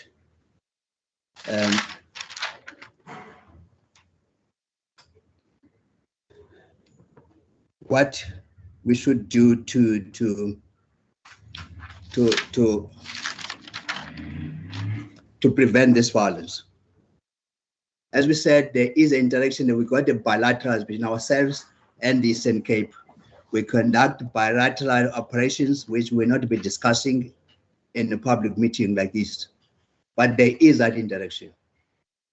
Perhaps then what we will do, we will meet with the transport people as in the transport forum, and they would advise us where we should focus on those matters, because in that transport forum we meet and in the priority committee. Secondly, we don't want to say there could be another people trying to get into the road, but what we want to establish and investigate is whether there is a link between the fight of the routes over the routes and the prices and over passengers, because the passengers are diverse. You may remember that what this member from Santalk was saying, that the clients are different. I don't think they are different, because one person that was arrested in KZN was coming down as a hitman to the Western Cape, was in the bus. But perhaps it was not directed to the bus, but was directed to somebody else, but it was in the bus. So it's a diverse market that is there, and every person could be there. But what we'll be doing as going forward is also, as I just said, that maybe we enforce more of the traffic regulations on the road with all other stakeholders. That we've been doing. Perhaps we'll be focusing on that and looking at the syndicates within the taxi industry and the hitmen that are being used for this purpose. I mean, that part, we've seen the person that was coming from that end to here, and we was arrested and was on his way to kill somebody in the Western Cape. So we will be interacting on intelligence depending on that part. And I don't know if there is any other question that I did not answer, Chair. Thank you very much.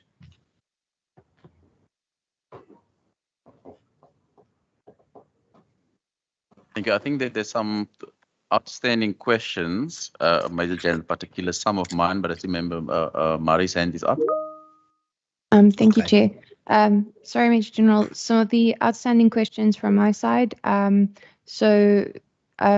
note that you don't want to disclose motive or the outcome of the engagements, but I think the proposal is great in terms of engaging with transport.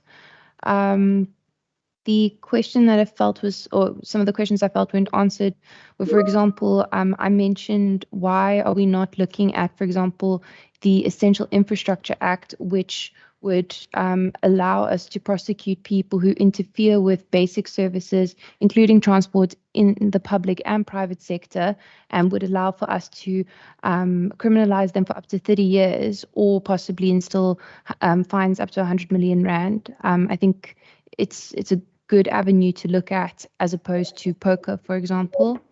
Then the other question of mine, which I felt was not answered, was what resources have been allocated by SAPS to fight possible extortion? And also, has there been any movement by the extortion task team that was established, I believe, last year in this regard?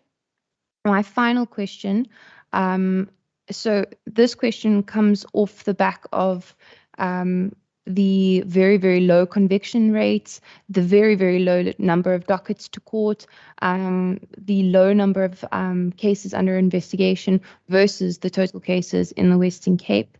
And it also, for me, comes as a result of the suggestions made by the National Department that there should be a separate entity for local government.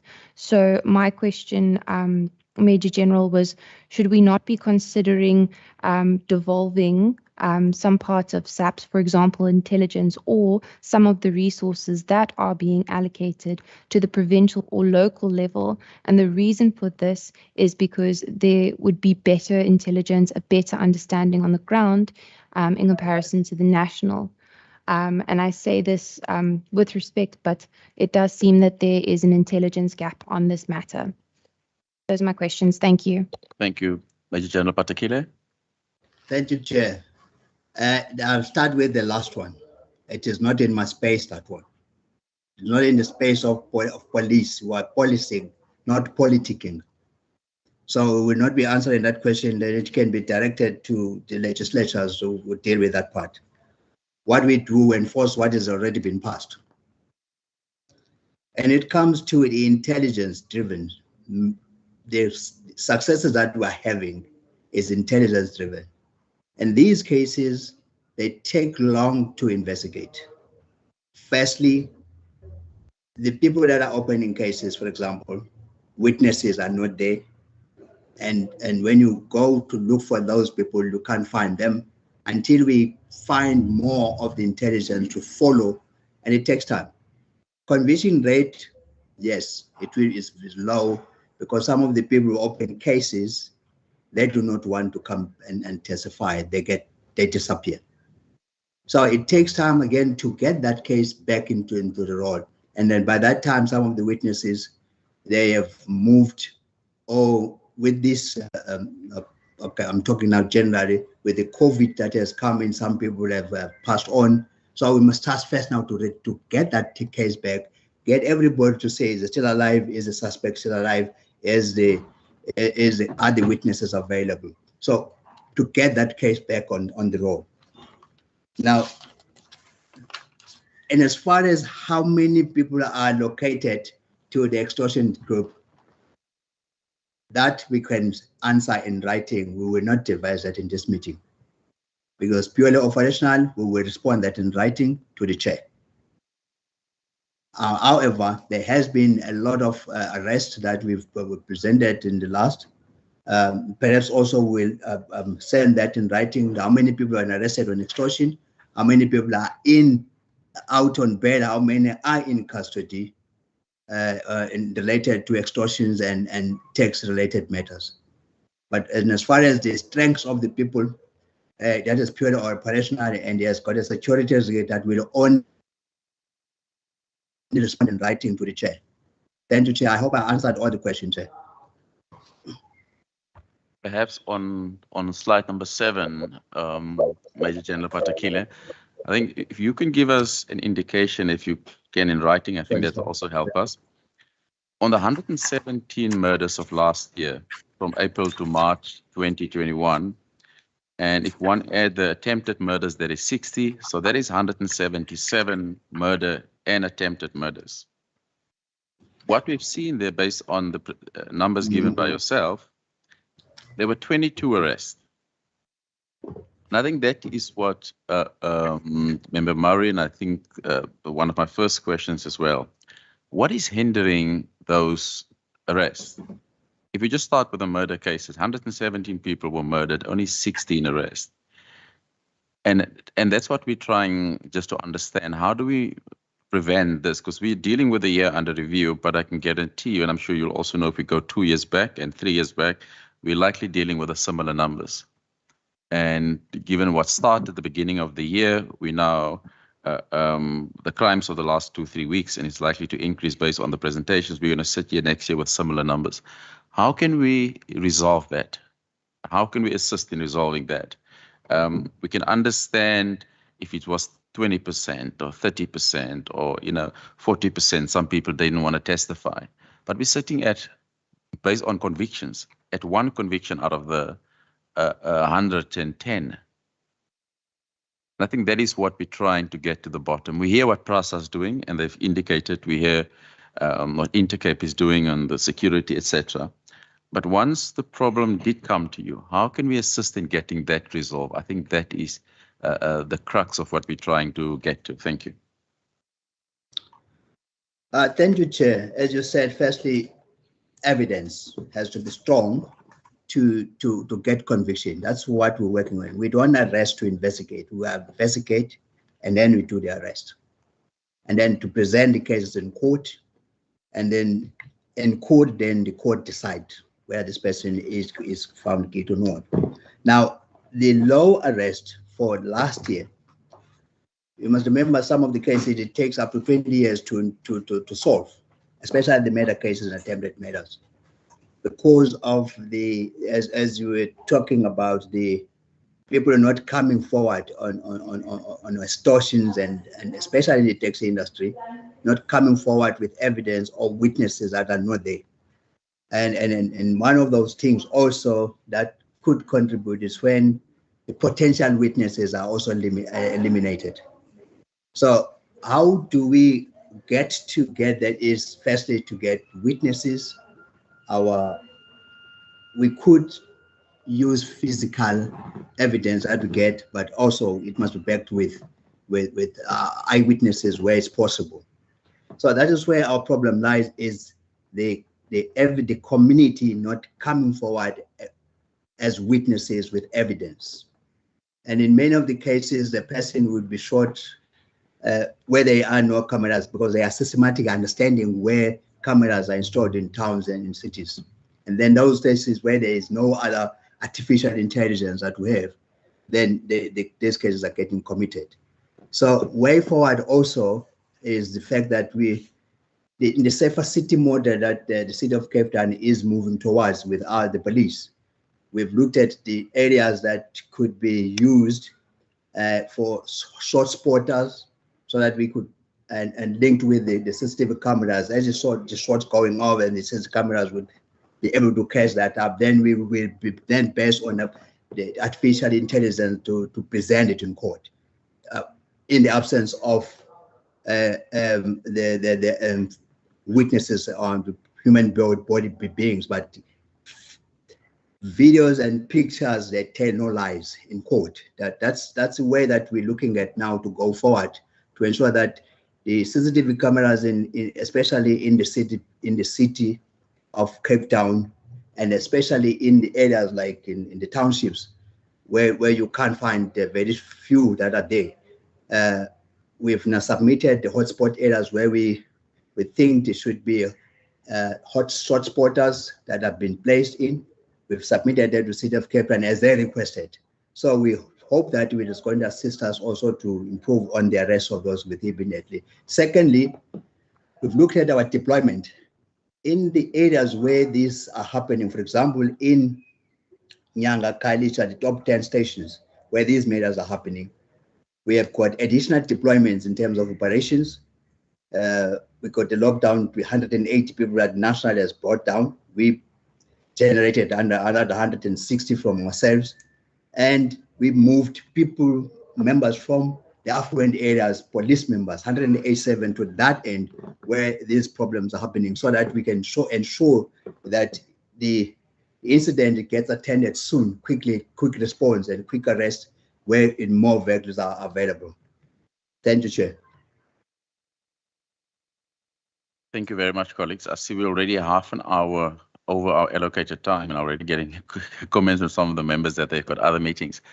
But I think there is a way forward. I mean, the solution is always affordable. I've got on my side, I've made 13 recommendations that I think the committee will debate afterwards. But I do think it's important. I'll just share with you what we're going to do going forward. But it does require some action from all of us going forward. So the first thing I would like to make a recommendation is to Mr. Ferreira and your team. You've mentioned some cases. I'll email this in writing as well, so because I need to draft it properly, because I just typed with my own, probably spelling errors and stuff in here. The cases that you refer to where individuals, that cases has been missing as Major Patakile, also if you can give us those case numbers. So we not only can we forward it to Major General Patakile, we need to refer them to IPAC to see why are some of these things not moving forward, and why are police officers on the ground mediating criminality? It's not normal.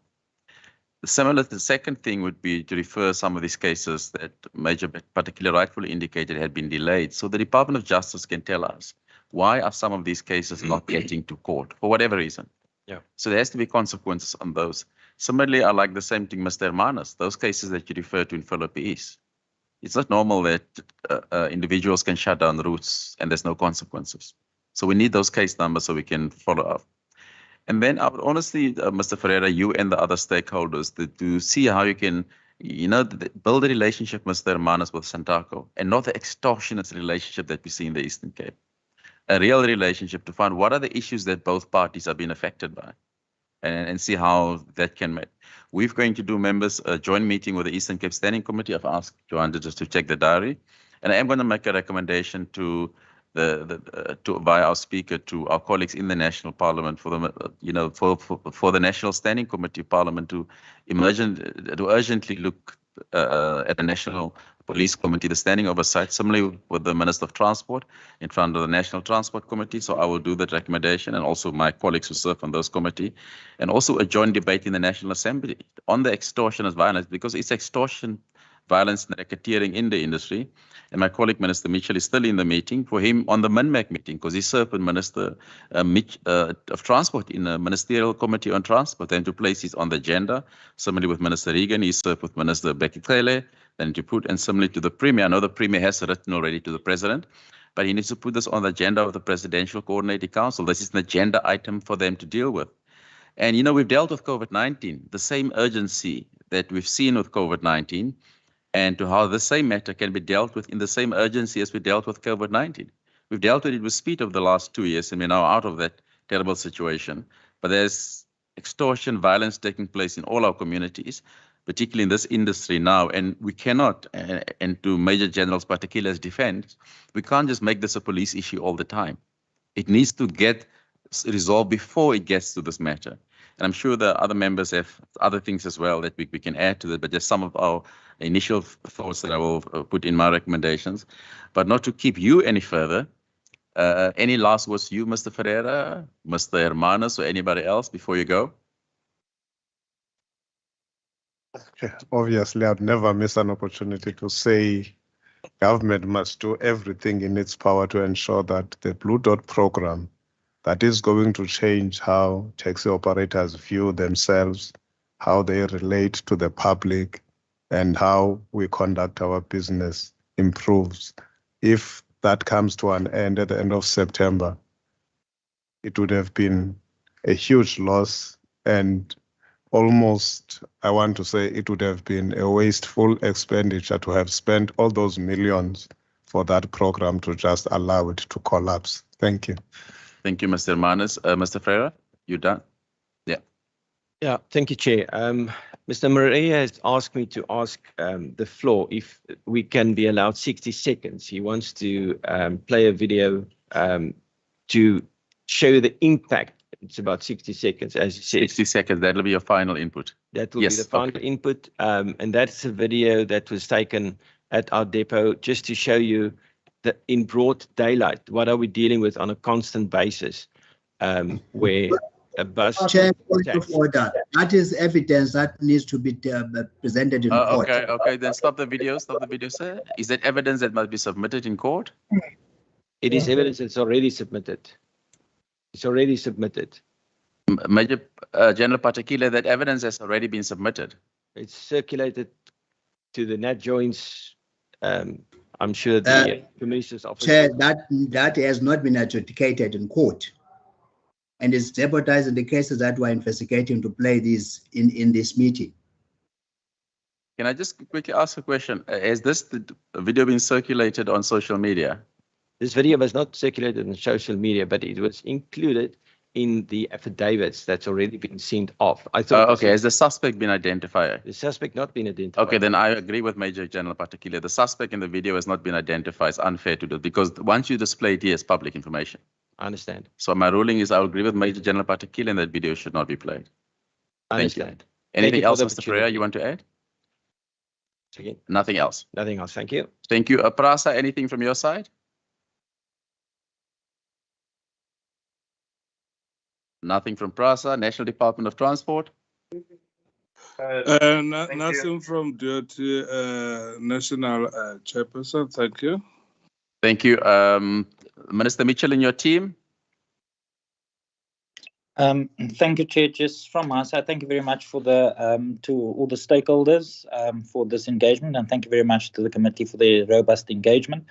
Chair, I think it's been emphasised by my department throughout our presentations, but I want to just again place on record that we will continue to do what we need to do to protect legal operators in the public transport space, and that we as a department will do what we need to do in order to support that, but that no mediation or engagement will happen under my watch for as long as I'm in this office with thugs, extortionists, and that we call upon the law enforcement agencies to ensure that we bring this culprits and criminals and to book and hold them accountable. Thank you, Chair. Thank you very much. Major General Patakile? Thank you, Chair. From the police side, we want to ensure that lives are saved. Secondly, our most important one is to ensure that businesses are conducting businesses in a fair and without threats from any other one. But in that, we would maybe perhaps have to have more interaction with the transport industry, maybe more. We'll find some solution within the communities and ourselves, but we are going to intensify what we've been doing. But lastly, the Eastern Cape and ourselves agreed to meet immediately. Perhaps the other buses also, not only Intercape, there are also other buses that are actually subjected to the same. So we will try to engage on that space and see how far we go with it.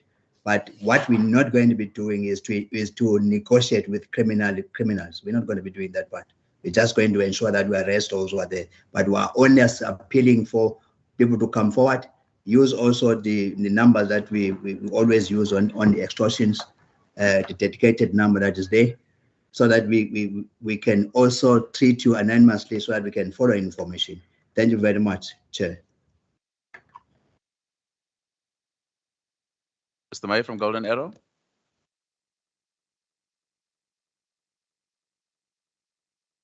Nothing from Mr. Mayor.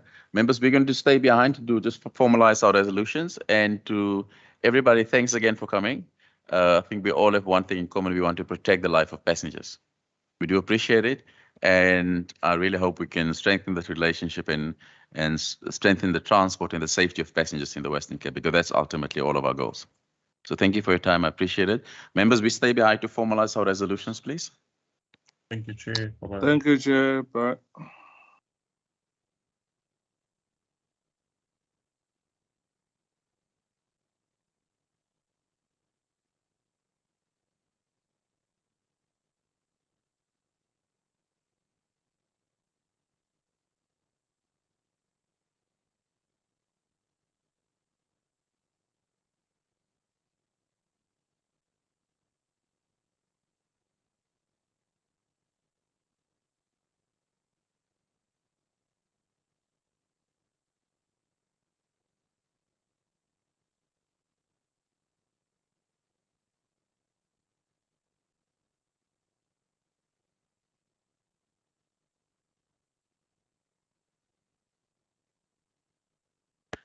Members, thank you for your time online. I've drafted some resolutions which I've shared so briefly through, which I will email. Like I said, I've just typed it out and my laptop went down. So I'll send it through to Johannes. I'll send it through to him quickly so he can have a look at it. And then we'll circulate it in the WhatsApp group because we've been sitting down for almost 4 hours. I know we all need a bit of a tea, coffee break. Members, can we agree we'll finalize the resolutions on the WhatsApp group? Are you comfortable with that? I support.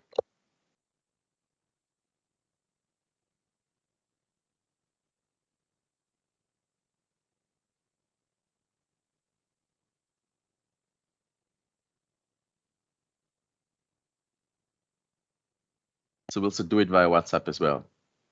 And there goes your the laptop as well. It's almost there, 5 seconds left. Yeah. Are you comfortable with that? Chair, that's fine. Yes, we can do that. Okay, thank you all, colleagues. Therefore, appreciate your time today. We've been a long session, 4 hours on our seats.